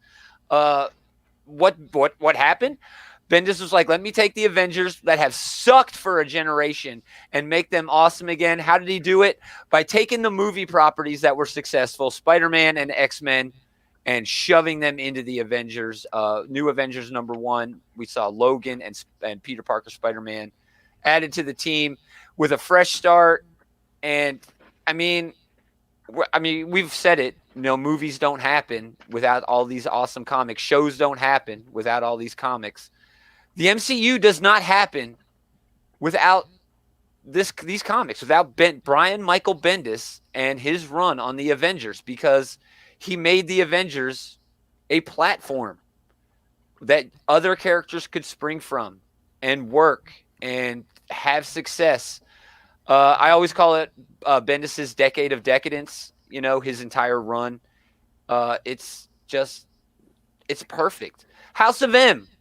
He is House of M. He is and it's an Avengers book as much as the X-Men star in that. It's an Avengers book. The biggest fucking thing in the world right now is WandaVision, and half of it is from House of M. Okay? Young Avengers does not happen without him. Like I said, Ed Brubaker's run does not happen without this run. That X Factor run does not happen without this run. I wish Bendis was as good now as he was then. Because Superman would be must read right now, you know, and it's kind of sad. I don't know what happened. It's kind of like a Tiger Woods, you know, changing his stance for his. I think a lot of that is Bendis is like a victim of his own success in a sense, because like Claremont, like the excuse I was making about Claremont earlier, I suppose, but no, well, Claremont stayed consistent with his own run. Bendis's dialogue ticks, his like melodrama that he injects into the interpersonal relationships, it was around for so long. It was kind of like gestating in the Marvel universe for such, you know, like a decade, like you said. Yeah, it kind of got old after a while. Other writers are making fun of his dialogue. That's my thing of Bendis is his run was too long. It got to a point where I got bored with it by the end. I was done with it. Because he was writing everything. We just talked about Spider-Man and this. Also Jessica Jones. Yeah. He was doing a lot of books at once. I can't read his dialogue anymore. It's so like chippy and it feels like almost artificial. But that being said, the peaks for this run are sky fucking high. I love Siege. House of M is great. Dark Secret Avengers is so underrated, dude. Yeah. Oh, I love Dark Avengers. It's so underrated. His Norman Osborn. Dude, I'm an Ultimate Spider-Man guy. He can write Norman Osborn better than most people have ever tried to. Bendis didn't create Sentry, but he made Sentry cool, dude. Oh, he definitely made Sentry cool. And that, dude, them pulling the current fucking event happening at Marvel right now, King in Black, calls back to this run, to the breakout arc where Sentry is unleashed on Carnage and rips him in half. It's called back. Yeah, it's timeless. It will always be timeless. It's hard to say that it's a definitive run. It's a definitive run. I don't know, dude. Yeah, sure. I'm gonna say this like this. I don't think Bendis defined any of these characters. I think he ironed out he defined the team, though. He defined the team. Yeah, I'm a not big definitive for the characters. He is definitive for like the comic book industry as a whole for like that whole decade that he was doing it, though. You know? Yeah, it was a big team, and he used everybody on the team. Yeah, books do that now. Books did not always do that. I'm a long-term Avenger reader. I'll tell you, there are times where characters are just drawn into the issue, and you couldn't tell me jack or shit that they did. But he went out of his way to have a big fucking team and make total use. He got like 2 or 3 teams out of this team at one point. Yeah, because he made the Avengers so big. yeah. But he didn't want to. Well, when Civil War hit, he was forced to turn them into 2 teams, right? Because but he had made the team so big that he could do that, and it worked out that way. Sure. And we were talking about it in the pre-show, me and Jules. In New Avengers #1, Jarvis is on panel on like the 2nd or 3rd page, and he's got a green pocket square. And his eyes are green as well. Right, and his eyes are green. And then they're blue. That's calling forward to Secret Invasion. Which is 4 years later. Which was the capstone of, the entire, that was one story where they actually had like a timeline where they could see the entire timeline. Yeah. And it was all of his story, like Age of Ultron, all that stuff. Yeah. Yeah. Yeah. I don't know if I'd count Age of Ultron in this. Age of Ultron wasn't very good. Yeah, it wasn't, but it was. Yeah. Conceptually, it was great, but this was the beginning of Bendis still having big ideas, but then not being able to carry them, forward. And he carried that into DC. Man, I love this damn series so much. It's a great run. The only problem I have with this is this is not my favorite Avengers run. It's not mine either. Here's my thing. But I like Hickman's FF run, I think, more than I like Hickman's Avengers run. But I think I like this Avengers run more than I like Hickman's FF run. It's very complicated. That's complicated. A lot of shit going on. Complicated. Yeah. But yeah, great run. I love it so much. I wish Bendis was still writing this well. Jules. My number 2. Finally, Jules gets a new. I know, right? I haven't had a new one in a while. My number 2 is Transformers: More Than Meets the Eye / Lost Light by James Roberts. That's my number 1. It was almost my number 1. It's my number 1. I went back and forth about this for a lot of reasons. Yeah. This is one of those books where I've read Transformer comics like my whole life, and no one's written a good one since Simon Furman until this book really came out. Yeah. And it just blew me the fuck away. It blew me away because it's one of the reasons I love comic books. Because you can take characters, like any good science fiction story or fantasy story, and have a real conversation about something that's happening right now in your real life that people don't want to talk about. And you could talk about it in such a way that you feel like you came away with a new understanding of something you didn't know you even gave a fuck about. Yeah. The character growth of Megatron of everybody. That's the best part about this book. One of the best parts of this book is seeing character growth at a level you just don't see anymore in anything, especially comic books. These two, Cyclonus and Whirl, at the beginning of the book, they're trying to kill each other, and by the end, they're like best friends. They're teammates. They're like comrades in arms. Yeah. There's a respect there that they have. I want to touch on something you just said, Jules. That character growth. This book actually allowed character growth. It did. Modern Marvel and DC comics don't allow character growth because the characters have grown so damn much. This, even though the characters by the time this book debuted were 30 years old, 20 or 30 years old. Cyclonus is from the fucking animated movie. There was still room there, telling a story after the Civil War, after the Autobot Decepticon Civil War. And it was like fresh ground, and it was so surprising.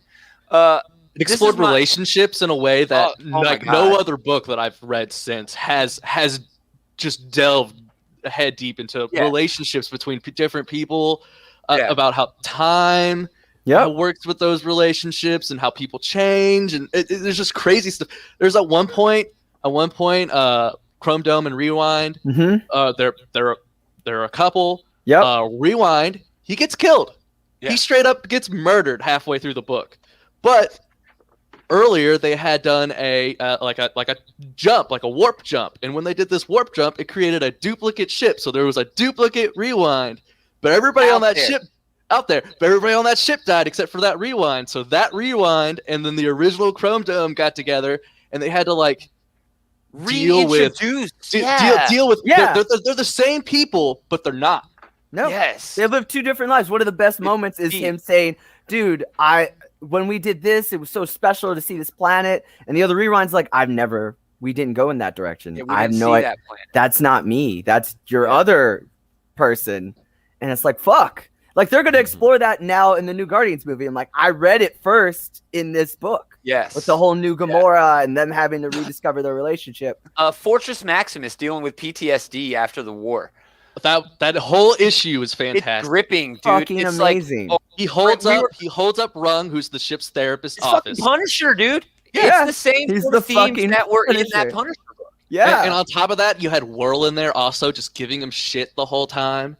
Yeah. Because Whirl has the same PTSD, thing. Well, but not only he's that, dealing with it differently. not only that, but then they also Mac. introduce just horrible like Transformer things that they do to each other, like shadow play and Imperator, which is a huge thing that goes on with Whirl, which is Imperator is where Imperator. All right, if you notice, I got Whirl right here. All right, and so most notice he's got Transformers, he doesn't have normal hands. He doesn't have a normal face.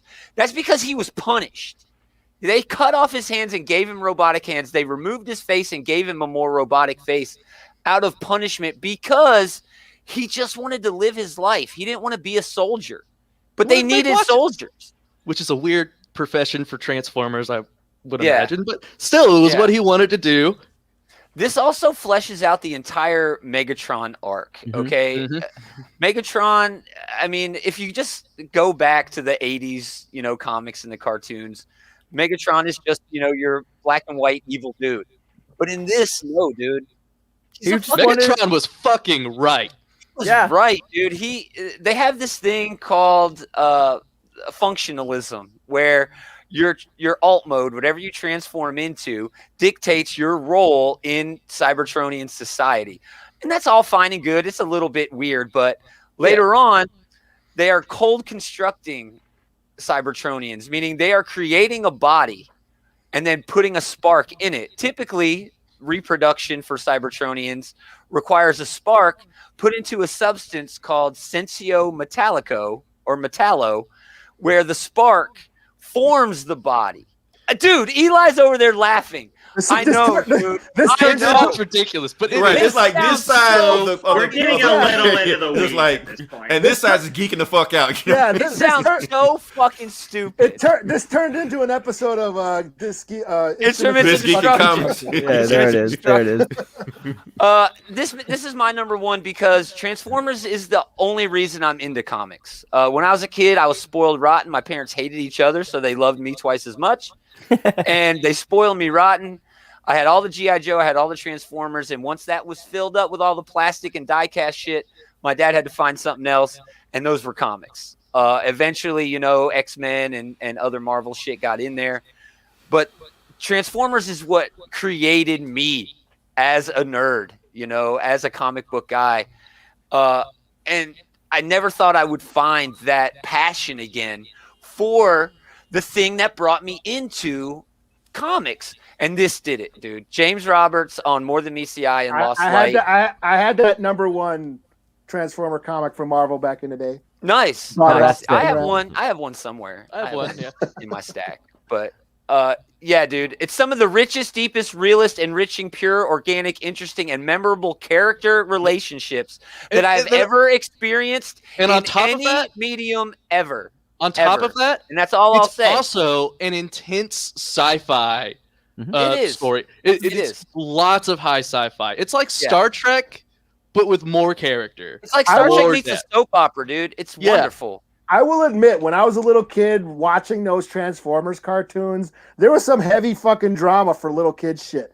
Yeah, this is before, not even the movie. Like when you see Prime and everybody die in the movie, but you saw Skyfire die. I remember Skyfire, like, oh shit. Yeah. And when fucking Laserbeak or whoever shot Prime when his chest was open, I like, oh. That happens all the time in this book. One of my favorite parts in this is Trail Cutter. He's this character who all he does is he can make force fields. Yeah. That's all he can do. All he does. And so that's his job on the team is he makes force fields, but he hates doing that. He hates it. That's his one thing. And so he's just like an alcoholic.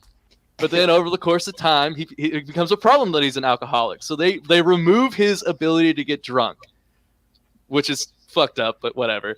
But he decides to make his life better, to not be such a shitty person. And he goes out of his way to try to save this one dying Decepticon robot that he finds on this desolate planet, and he does it, and at risk of dying himself, just for that Decepticon to be part of the Decepticon Justice Division and murders him. murder him right there. It's a great book. It's a great book. It's hard to explain, but yes, it's wonderful. It's a great book. This is my number 2. Yeah, that's a great number 2. Taylor, number 2. Get us back on the rails. Okay. My number 2 is going to be Jason Aaron's run on Thor. Nice. Starting off with Thor, God of Thunder, moving on to the Mighty Thor, and then I think on to that's almost Thor still after continuing that. today. I mean, I would count Valkyries as part of that run. That's Al Ewing. In a sense, it's definitely an echo of the run, at least. Yeah. So a lot of this does come down to Thor being one of my favorite characters, but Sure. But on top of that, man, this is still a great run. Yeah. Yeah, Jason Aaron has a unique talent for delivering the craziest, batshit, balls to the wall awesomeness while still making it good character work. So this is a story where Thor from 3 different eras fights against the symbiote god butcher throughout a solar system. They're riding on star sharks. They're throwing each other into black holes. They are throwing moons at each other. They are pushing each other into suns. And it's the best Thor story ever. Yeah. It is so insanely over the top. Let me see what else and I have on it. It's not just the action. It's not just the cool factor to this. Jason Aaron wrote this story. He approached it where he's an atheist, and he wanted to write a god that he could believe in. Yeah. He wanted to write a god who struggles to do the right thing, but who always, always, always finds his true north at the end, Yeah. He is someone even when found unworthy. Yeah. The whole thing with him being unworthy, his greatest weakness, and this is a character who doesn't really have any weaknesses in a traditional comic book sense. His greatest weakness is that his self-doubt, the burden he places on himself to always do the best, to always do the right thing, and him struggling to live up to this self-imposed burden he has to put on himself. Yeah. I would also count original really sin. hard. Yeah, who's got their mic up to their nose? Who's got heavy breathing? I would also count original sin in this run, but I mean, like you said, Thor, God of Thunder 1 through 25, Volume 4 1 through 8, Mighty Thor Volume 2 1 through 23, then renumbered 700 through 706, Unworthy Thor 1 through 5, Thor Volume 5 1 through 6. I would even put War of the Realms. I was just gonna say, War of the Realms. War of the Realms is absolutely. It's almost the end. The very end is King Thor, where he's fighting Gore again at the end of all time. I would say King Thor is more of an epilogue. Sure, I suppose, but sure. I don't know, man. His work he's doing on Valkyrie still feels like it's part of this run. Even though it's not all him doing it, but it's still he's involved in the writing there. I don't know, but yeah, that's an excellent choice, dude. Amazing choice. This made my my honorable mentions. Yeah, me too. Because you turn Thor into Conan. So. It's awesome. Dude. Then he went to go write Conan. So then he went to go write Conan. Right. And the goddamn. That's funny that he's an atheist. He's writing the goddamn. Yeah. Yeah. Excellent choice. That's your number 2. That was my number 2. Man, what is his number 1 going to be? It's got to be Hickman's Avengers. Go ahead, Leroy. All right. Unpopular opinion. Gonna put it number 2. Incredible Hulk. Which one? Peter David? Peter David. Yeah. Oh, okay. There you go. Yeah, I'm putting Peter David's run in there. It took this character. That's a definitive run. That's a good run. It took this character that I thought was just smashy, just all that, and actually put depth and cerebral. It's actually one of the most cerebral comics I read at the time when I was reading. It was like you're taking this deep character and actually making him really about, split personalities, PTSD, post-trauma, childhood trauma, and all stuff like that. Like, at the end of the day, the Hulk, the Savage Hulk, is just a 4-year-old. It's a 4-year-old with the strength of a god because Banner brought up all his emotions when his father was abusing him and his mother and killed his mother in front of him, and he cut off all of his emotions. So then when that gamma explosion hit him, that's all it is. It's his emotion coming out. And then in his teenage years, Joe Fixit, like I said, Joe Fixit in his run appears. It's basically his teenage years, his college years that he's cut off because he was too busy having his head in the books. You know, he didn't indulge in all that debauchery and stuff like that. That's where Joe Fixit come in. Joe Fixit is the mentality that he always wanted to be. And it's just funny that when you finally get Joe Fixit and you get Savage Hulk and they finally, you know, fight it out like one of us is going to live, one of us not going to die. But the fact when they start fighting, then they got this crazy ass story where Banner's like choking himself. You know, one hand is gray, one hand is green, you know. And basically telling like, Banner, you got to, so Banner has to figure out a way for all of them to survive. And what he does, he becomes Professor Hulk. You know, and I thought that was just the most awesome thing. I think like, oh, he figured it out. He realized that, and that's the thing about the Hulk. We always got like Superman got Lex Luthor, Batman got Joker, and blah, blah, blah, and all stuff like that. If you really think about it, Hulk's biggest enemy is Bruce Banner. Exactly, and vice versa. Yeah. And vice versa, right? Yeah. Because it's the person that he hates the most. It's the person that always came the closest to killing him, the person he knows the most. You know, but at the same time, they have this symbiotic relationship where they have to find a way to get along. Like Banner, before Peter Day run, was always trying to kill Hulk, get rid of Hulk and be done with him. But then in this one, he realized we need to figure this out. And on top of it, the book is just funny. There's always just some funny ass shit. That's run. That's the way that Peter David, you know. This run is still going on. Yeah, Maestro. Like I said, they brought in Maestro. So. Yeah. Well, Professor Hulk to me always, because I love this run. I read all of Peter David's stuff. I'm the only guy probably still reading Maestro because that is who Professor Hulk became. Nah, the bullies are loving. Oh, of course. Yeah. Oh, I fucking love Maestro. I fucking love the concepts that he introduced in this run. That to me, that is what Hulk is now. You didn't get any of that. The current Immortal Hulk run. Yeah, the current Immortal Hulk run is borrowing very heavily from the idea. It was started here first. Right? Yeah. It really, even in the fact that he's scared of his dad. You know. Yeah. It's his neuroses. It's like every aspect of the Hulk is his own fractured mind, given the power to crush everything around him. Yeah. Excellent pick. Brilliant. Yeah, I wouldn't have picked that in 100 years. No, Hulk is one of my favorite characters. So yeah. Yeah. Excellent choice. That was number 2, Eli. Number 2, Eastman and Laird, TMNT. Nice. The Mirage years. The Mirage years. That's the best. That's the best. This meant a lot to me as coming up as a nerd, and I was like, at the time I was drawing a lot. Ninja Turtles were like one of my specialties at the time. And I got into these guys about a year before the cartoon hit. You know, I was a metalhead. I grew up on thrash metal. I saw a picture of Anthrax, and on their guitars were Ninja Turtle decals. And they're like, what the fuck is that? And Anthrax were a bunch of comic nerds. They were writing songs about Judge. That's where I first heard of Judge Dredd. That's okay. Yeah.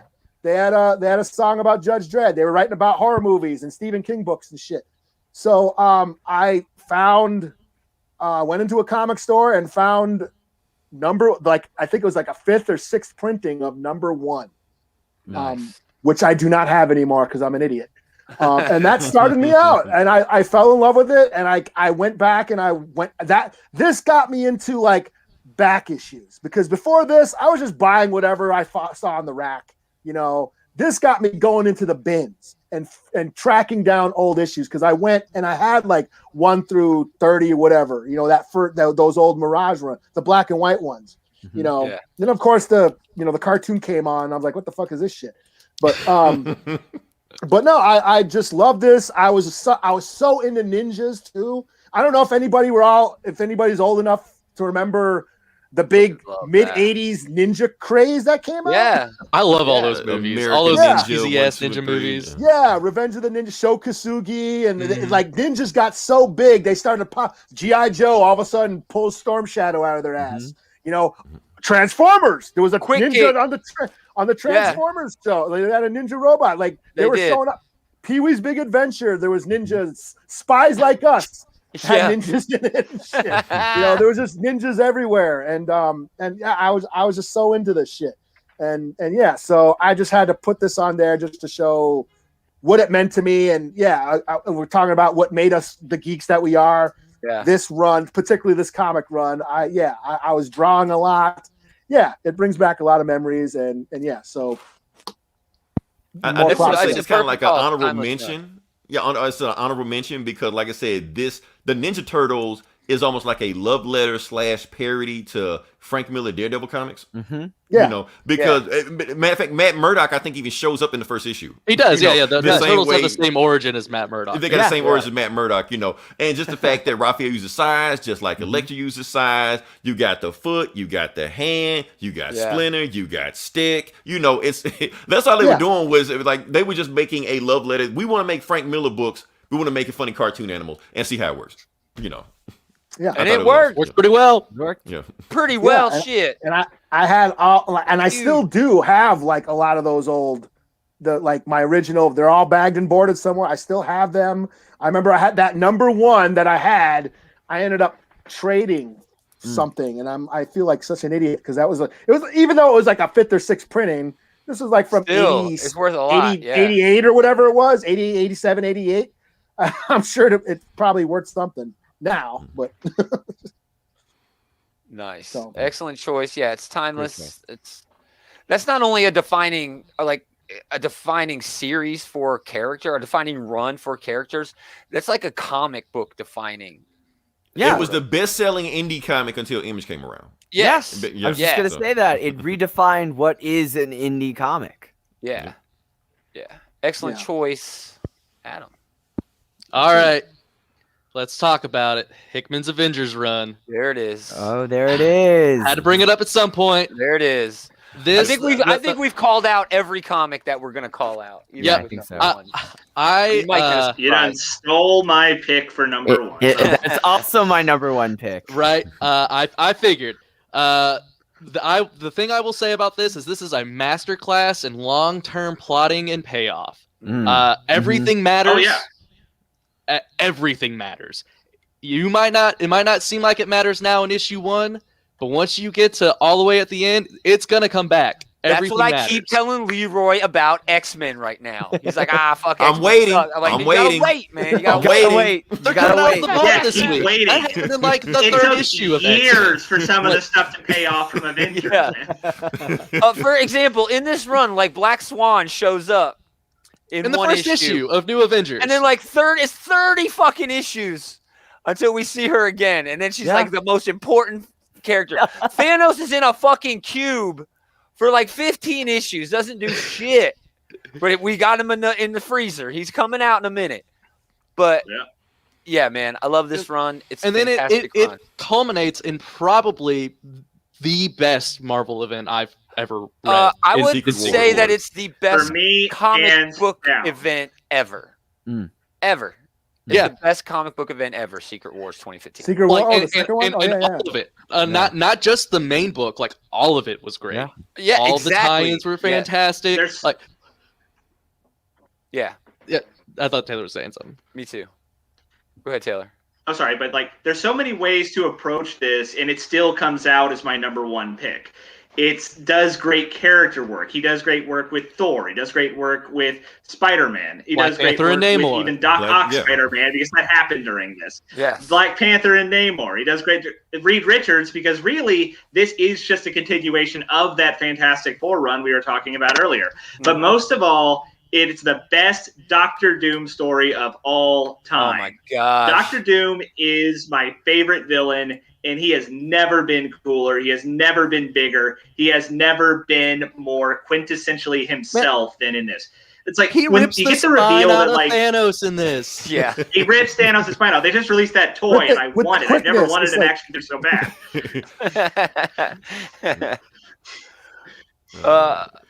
I love it at the end, like the very last issue, right when the world was about to blow up. Captain America said, "I'm tired of Tony's shit." And he just puts on like this super suit and goes after Tony while the world's blowing up. He just beating the shit out of him. Yep. The only problem I had, I think he even says like, if I get to pick how I'm spending the end of the world, it's beating the shit out of Tony Stark. And that is an important theme of I think Hickman's run is the heroes fail. The heroes do not succeed. They are not the heroes of the story. And it's not only that they at the end, they are so consumed by their own petty squabbles with each other that they let the entire universe collapse on itself. And it's not only that they fail like all at once. They fail like step by step. Like, all right, Cap ain't down. We're kicking Cap out of the Illuminati. Yep. You just lost your moral compass, okay? Yep. You're doomed to fail from here on out. And then it just one after another after another. What also about, I don't want to say world building so much. It's more like universe building, but really it's multiverse building through multiversal destruction. This whole Mars thing with the whatever, he's got builders, he's got a fucking there's so much going on in this Hickman run. But you're right. Every fucking part of it counts once you get to the end. Yeah. I just love this is my number Infinity one. was like the fucking placeholder event. Yes. You know? Yes. Infinity was awesome in its own right.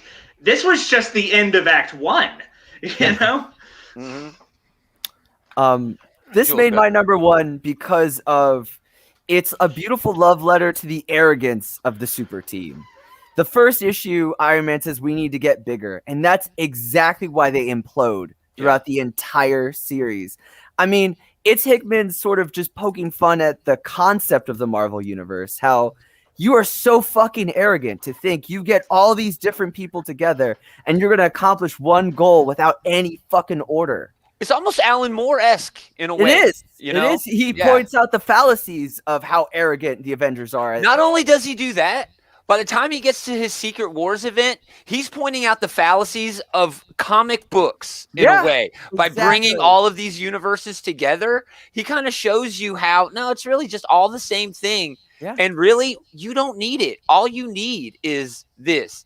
The one bad mark on this is Marvel's lack of follow-through. This was a perfect opportunity for Marvel to do something really game-changing. Oh, yeah. That's not on Hickman, though. I mean, that's not on Hickman. No, because he took the break after this. Right. And a well-earned break because, I mean, dude, the new Avengers side of things alone is one of the best runs of anything.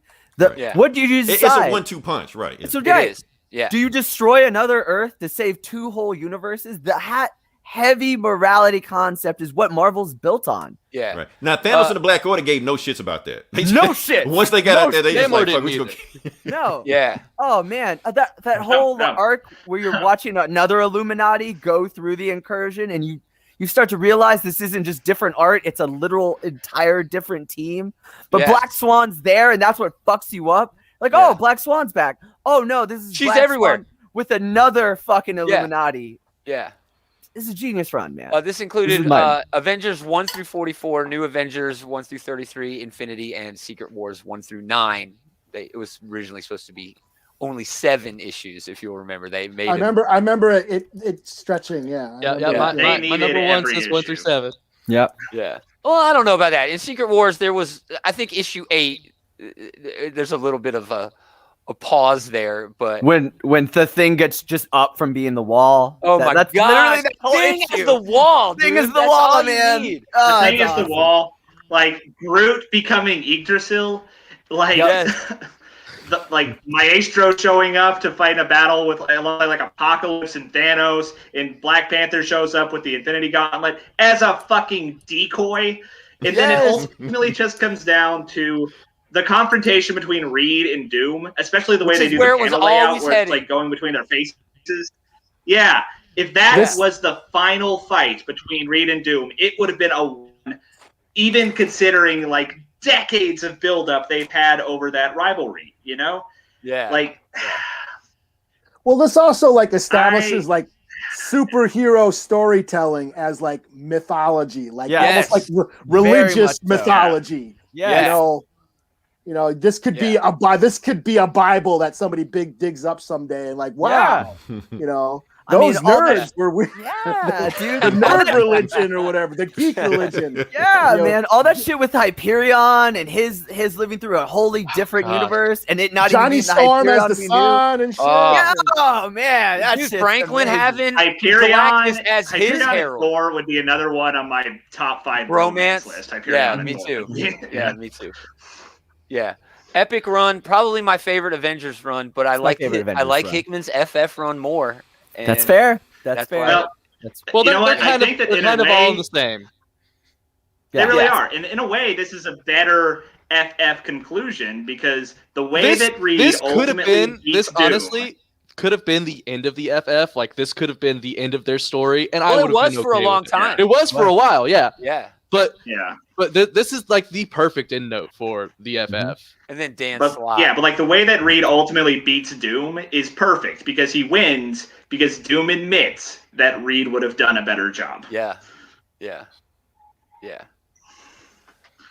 Doctor Strange in this is dope. In Secret Wars is dope as fuck, Yeah. dude. He's probably my favorite character. I love the Fire. issue where he just like wrecks the Justice League, Yeah. like Yeah. single-handedly, basically. Yeah.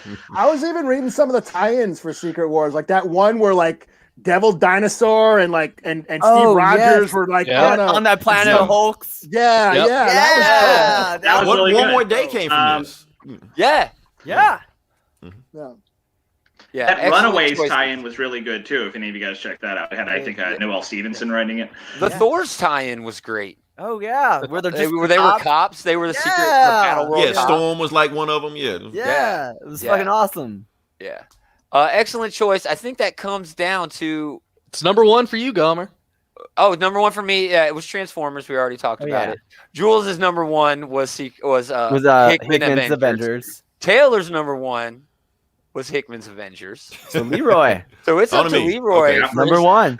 All right, number my one I think it's number up to the one. Bullies to close out the show because my number one Yeah. was that Transformers run. Oh yeah. Oh, cool. Yeah. Eli, was yours Transformers also? I mean, Oh, come on. You guys gotta read that shit. It's so good. It's so good. All right. We so, have fun. We have fun. All right. So my number one, Claremont Uncanny X-Men. Nice. Don't care. Y'all can say whatever you want to say. Right. This is the run that made me a comic books fan. Just everything about this run was just awesome. Plus, everything they established, it established all the tropes that comic books use to this day. Just the fact that back when we was reading Justice League back in the 60s, 70s, they all had the same personality. Green Lantern, Hawkman, whatever. These actually established different characters, different people. They had different personalities. You got to know these people. They call each other by their first names. He's not Cyclops. He's not Wolverine. He's Logan. He's Scott. Now the Justice League does it all of a sudden. Yeah. He's not Batman. He's just, they call him Bruce no matter where they are, even though he's got secret identity. They're just calling it just because the X-Men started it first. Like I said, we're talking about how this invented pretty much Wolverine as the guy. You know, that was, and like the Dark Phoenix was just awesome where the Hellfly Club just beat the shit out of them. They're done. You don't know how they're going to get out of it. And all of a sudden, Wolverine just pops out of the sewer like, okay, round two, bub. I'm like, that's the most epic shit ever. I'm sorry. Yeah. Just the Now fact it's that- my turn. Now it's my turn. Yeah. Yeah. Yeah. So, and then on top of it, Claremont was cranking out so many epic stories. Like back to back, and just moving on to the next one. After Dark Phoenix Saga, like a few issues later, Days of Future Past. Yeah. Days of Future Past was two issues. Two issues. If they did that, if they did that now, that'd have been like a year-long storyline with 24 crossovers with everybody installed. Well, I always bring up Yeah. for modern books. I bring up Naomi. Naomi would have been at least at the most two issues if it was done 20 years ago. Bendis had that a 7-issue miniseries. What the fuck? Just milk it as much as Yeah, possible. yeah. Well, that's Bendis' bread and butter. That's what he It does. is, He but I stretches think things out. I think we brought it up earlier. That's the way comics are now. You know, we're gonna spread that shit out as thin as we fucking can. But you know what? You get He a was so story. rich at telling stories. He started the whole concept of using two different books you're writing to tell one long story. Sure, sure. In Inferno, he uses New Mutants and X-Men to tell that whole story. That's one of the first times you get an event that has a bookend, Inferno 1. Then you start all the tie-ins. You're saying it's an event. He created the comic book He event. created the comic book event. He created the modern the modern event. Not only that, most people don't give X-Men enough credit for it. They're really like the first team to like really be in space a bunch of times. Yeah, Like they went to space more than the Avengers did. I mean, like the Shi'ar, all this stuff like that. Yeah. They mess with everybody, you know. The Shi'ar, the Brood. I mean, they spend all the fucking time in space. They spend all the time in space. Like Phalanx, you know, that's a space shit too. Right. Yeah. And then we also got to talk about Magneto. Magneto was right, because this is like the first time where you have because when Stan Lee had Magneto, he was just mutant Hitler. That's all he was. Sure. But this one, he actually gave Magneto gray area, made him like really understand where he's coming from. The whole Nazi death camp, Claremont established that, and then even to the point where Magneto, you know, was going from that to a good guy, like him becoming a member of the X-Men, becoming the headmaster of the New Mutants. Like you see this gradual growth of this guy. And it was gradual. It was organic because Magneto was like, okay, they don't want us on Earth. I'm good with that. I'll stop my war. I'll go do my own thing. Island M, Asteroid M. He went away, but they still fucked with him. Right. You know, and then it starts to turn the audience. You're right. Claremont made the X-Men the gray area where they live. Claremont even had to fix some of the bullshit the other Marvel artist was doing also. Like, for instance, like Miss Marvel, Carol Danvers. Sure. Storm too. Yeah. Storm too. Also, like Carol Danvers, what the fuck happened with her where she got raped by her own son or some shit? And then Claremont like, what the fuck are you doing? Yeah. So that's why he's like, no, let's just get her off the table. I'm gonna invent Rogue, where she could just kick the shit out of the Avengers, steal Captain Carol Danvers' powers, basically become Carol Danvers. And that's the thing, like the X-Men had all these awesome ass characters, the character. They almost couldn't miss. You had Gambit, you had Rogue, you had Psylocke popping up all of a sudden. And then he worked all like the family shit into it. The Summers clan and Mystique, you know, being a mother to like 3 different awesome mutants. You know, he's the one who started all that shit, all this. And that's soap opera shit, dude. You know, but you know what? To family be fair, soap opera shit, but I love it so much. This run is bigger than we all really think about because he spun the fuck out of the X-Men. You forget he created New Mutants during this run, Excalibur, Alpha Flight. All of that came out of his run. He was writing like 4 X books. He had one a week at one point. Yeah. That's all technically one run because he was using each story to build on another. I mean, the reason Magneto has so much character growth is he's writing 4 books. I mean, that might be where the family, quote unquote, family of books, you know, started. And if we know anything about DC Comics, that's all they live off of. Is fucking Bat family shit. Yeah. And if you really think about it, that's where this comes from. Is he was like, you know what? I've got this diverse new team. An X Factor. I forgot he also created X Factor with the original team getting kicked off the main book. That's right, when they got back together. Yeah, they got back together as an investigative team. He did that. The original X line was just Claremont. Yeah. And you could feel that other comic competition around the time was just copying whatever the X-Men were doing. Yeah. Like I go back and read Teen Titans. I was like, there's so much X-Men in this shit that they're trying to rip off. You know. Yeah, man. The new Teen Titans was straight up like, oh, remember that Teen Titans book that never did well that we just canned early on? Yeah. Well, they're doing that whole X-Men thing, which is a better version of Legion. Why don't we try to do that again with current sidekick characters that no one gives a fuck about? Yeah. Excellent choice. Great choice. Eli is closing out the show. Number 1. Number 1 run.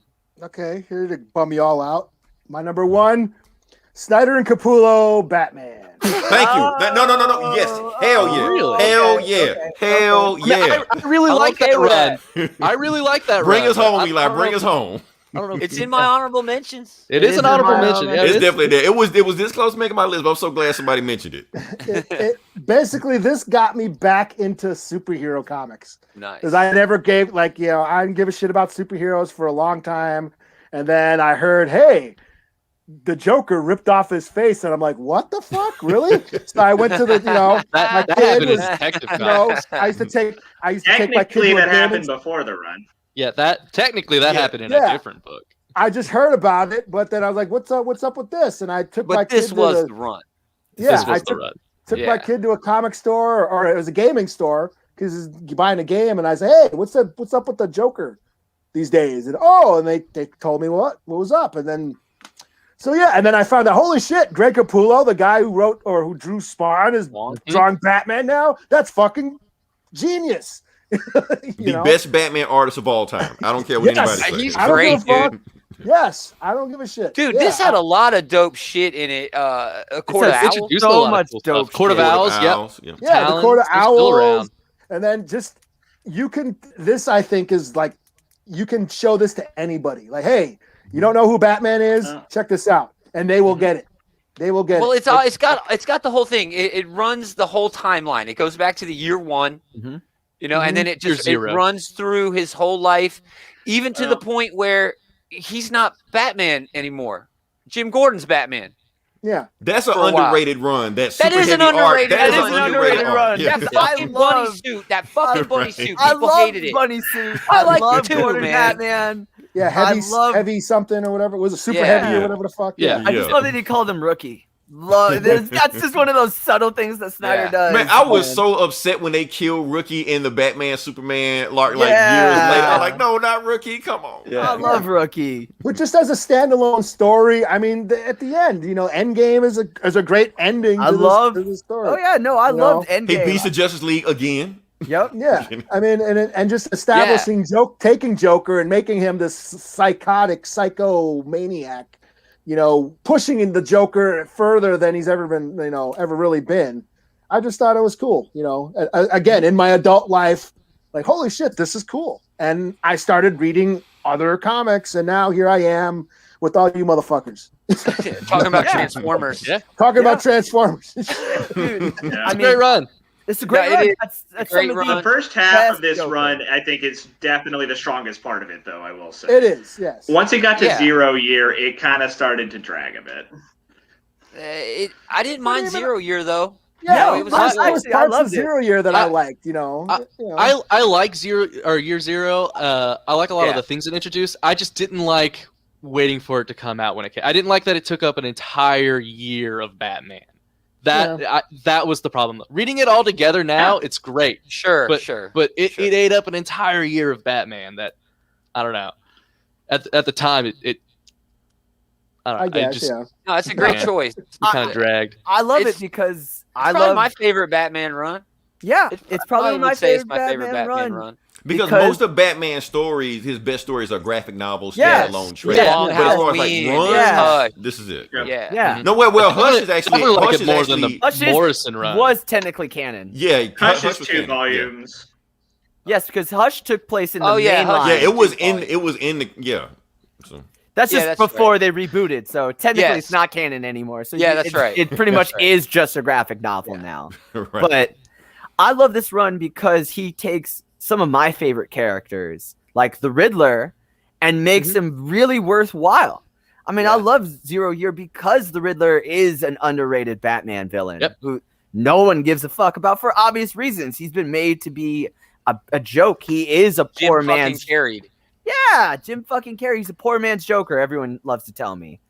And his Joker's dialogue, honestly, Snyder's Joker dialogue is the best Joker dialogue in modern comics.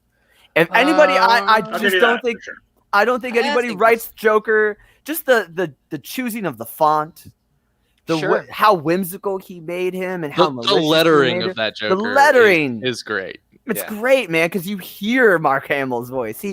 I mean, the way he puts the little pauses, his entire creation of the Court of Owls reestablished Batman as a character that you want to read, right? Because you're going to see something you hadn't seen in a while. You know, you have a good Batman run when you're able to create a not just one character, but an entire cast of characters that are going to live on for other writers in the future. But the Court of Owls, I mean, all of those Talons. Talon had a spinoff. Talon had a spinoff. That was actually not a bad book. I like that book. It was not bad. It got canceled way early. But way early. It was one of piggybacking on what Jules was saying a second ago. Joker was definitely the highlight of this run for me. He is creepy. His plan actually feels like insidious and ingenious, manipulative. Where other writers kind of give the pretense of the Joker being some sort of criminal genius, he actually feels like one in this run, and it is great. Great, excellent choice. We're up to honorable mentions. We're almost wrapping this thing. Honorable mentions, anybody? Saga's not done. That's why I didn't make my list. It's not done. It didn't make my list. Saga's not done. Yeah. I'll do a different Brian K. Vaughan book for honorable mention with Why the Last Man. It's really Excellent good. choice. Great run. Great Yeah, run. dope. Matt Frank Miller's Fraction, Daredevil. David Aja's Hawkeye Yep. is awesome. It's only 22 issues, but damn, it's easily the run for the character.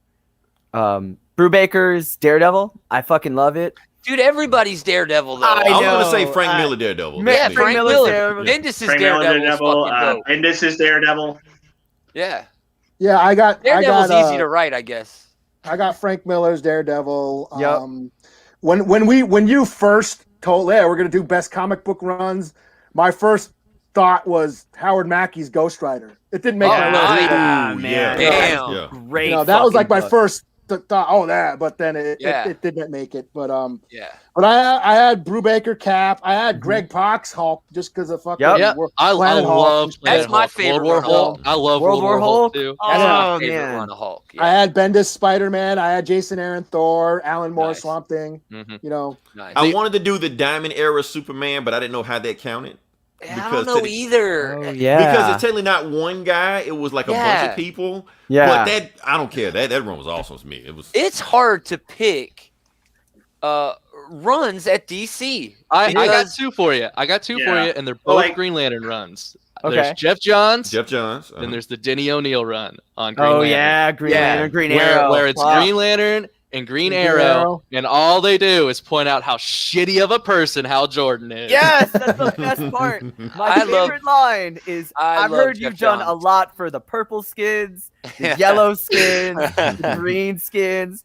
But Green Lantern, what have you done for the black skins? That Yeah. is one of my favorite line in comic books because he Green has Lan- no answer. He's like, Yeah, "Well, he's got fuck." no They're like, answer. they're like, He they're like, doesn't hey, say anything. they're like, Yeah. hey, you call your best friend Pie Face Yes. to his face. His face. Yeah. Oh man, The Jeff That's a Johns great run on Green Lantern is still my favorite run. Sinestro Corps War, introducing the whole spectrum, Blackest Night. Oh my, that was almost my number 5 instead of the Cap from Brubaker. Almost made my list. Honorable mention: Ron Mars's Green Lantern run. Oh, that's not bad. because That's you not bad. you here's had the reason. Hal Here's the Jordan reason go- why. you Here's the had reason Hal why Jordan it's go not. crazy. It's the fridge. It's The fridge. The fridge is why it's The not. fridge The kills fridge it. is why it's not. Yeah. The fridge kills it. But Yeah. my first comic book was his beginning of his run. He had Hal Jordan go crazy. A whole issue where he recreates his entire city to the point Yeah. he talks to his high school girlfriend, but it's Ring and his ring runs out of juice. And he goes Right. to the Guardians. It's like, dude, please, I've done everything for you. Can you Uh, bring back my city? And they say no. And he kills every Green Yeah. Lantern Mm-hmm. and introduces a new guy who's drunk peeing in the back of a bar. I love that run. It's what got me into comic books. Bad guy Hal Jordan is the best Hal Jordan. Bad bad guy guy Hal Hal Jordan is Yeah. the best Hal But Jordan. he leans into being the dick. He's better. Yeah, and Yeah. Kyle was a comic book artist. His Yeah. constructs were everything you would make. I Fucking giant robots. And I recently girls in saw the sailor panel suits. where he made the pirate ship. Yes. Remember the Kyle's, Yes. Kyle's pirate ship? Is Yeah. so Kyle cool. is my favorite Green Lantern. Yeah. It's Favorite Green not Lantern. close. Oh, Not even another- close. Yeah, another awesome run. JL International. The 80 Oh, one. yeah. International, yep. Oh, The yes. 81, Yep. yeah. The one where Yeah. Batman punches Green Lantern Yep. in the face, knocks Yes, him out. Guy Gardner. Yes. Blue and gold. Blue and Yeah. gold. Yes. Booster Gold, Blue Beetle. Animal Animal Man's on that fucking Man, team, good Yep. run. That's a Lemire run. That's a Lemire run, right? Animal Man's Morrison and Lemire's runs. Yeah. Both honorable mentions. I kind of had it in my head that a run had to be longer than 12 issues. So that ruled Probably, out yeah. things like Jeff Loeb on Long Yeah. Halloween. It ruled out like Grant Morrison and All-Star Superman. Yeah. It ruled Yeah. out like Hush and things like that. But those could be counted as runs. So Yeah. I'll just say they're honorable mentions here. Larry Hama on G.I. Joe, Stan Sakai on Usagi Yojimbo. Oh, yep. Yeah, Okay. like Larry Hama. Yeah, I almost had G.I. Joe. Yeah, man. Hellboy. Mike Oh, dude, McFarlane. Mignola, Oh, yeah, Hellboy. Yeah, Hellboy. Yeah. Yeah, that's a great run. That is a great G.I. run. G.I. Joe was probably the first comic that I actively started to buy every issue. Like, Larry fucking waiting Hama, man. waiting every Yeah. month for that issue to come out. Nice. Yeah, Simon Furman's Transformers run. I'll throw that Yeah, out there back too. in I the fucking day. love that shit. No Walt Simpson Thor run. I'll throw in. Oh, Walt Simonson. Walt Simonson. Probably the second best I would Thor have run. put it if I didn't have Jason Aaron's. Yeah, probably maybe JMS Thor run beats it out, but it'd be close, man. I love Dan Turgan's Thor run. That's a really good one too. Wait, we should give some love to J. Michael Straczynski here. Oh, He did a great run with Spider-Man. He did a great run with Thor, with Fantastic Four. He's done some really good stuff. Yeah. I'll also throw out some love for Eric Powell on the Goon. Nice. Yeah. Here's one for you. I'll do the Goon, Jeff Lemire on Sweet Tooth. Yeah, that's a good book. That's great book. Great book. Oh, and he did the art and the writing on that one. That's true. He did everything. Yeah. I'll close out with my Mark Waid's Flash run. I was going to say that. I was just about to say that. His Wally, that whole inheriting. It blew my mind. I didn't see that. I didn't see that twist coming in that one when I read it. I love that because they talk about him being the Flash and being on Titans and not the Justice League. Yeah. And how he was the first Flash to not be on the Justice League. I love that Mark Waid. And like he subconsciously slowed himself down so he wouldn't overshadow. Yeah, he really does. Yes. Yeah, the whole idea that he couldn't be faster than Barry because it was a subconscious thing. He didn't feel as good as Barry. Therefore, he wasn't that Justice League level Flash. That's genius storytelling. It really is. Yeah. All right, we're going to put a bow on this one, y'all. Man, it has been a marathon. Thank you for hanging out. We really appreciate it. Check us out all over the place on Outright Geekery. Also, please, Comic Book Bullies, they podcast and stream every Monday about midnight, Sunday into Monday midnight, right here on the Facebook page. But search them out. Just search Comic Book Bullies in Google. They got Facebook, they got YouTube, they got Parler. I think Parler back up. Leave comments on our YouTube page because they are very colorful on there. Oh, that's good to know.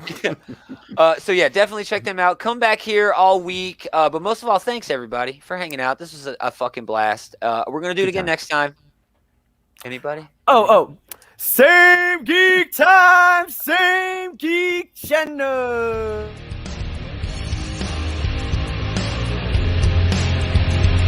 Man, that was a lot of run. You weren't ready for that one either, Jules. He wasn't. I was not ready. We could have kept going, but I'm out of whiskey.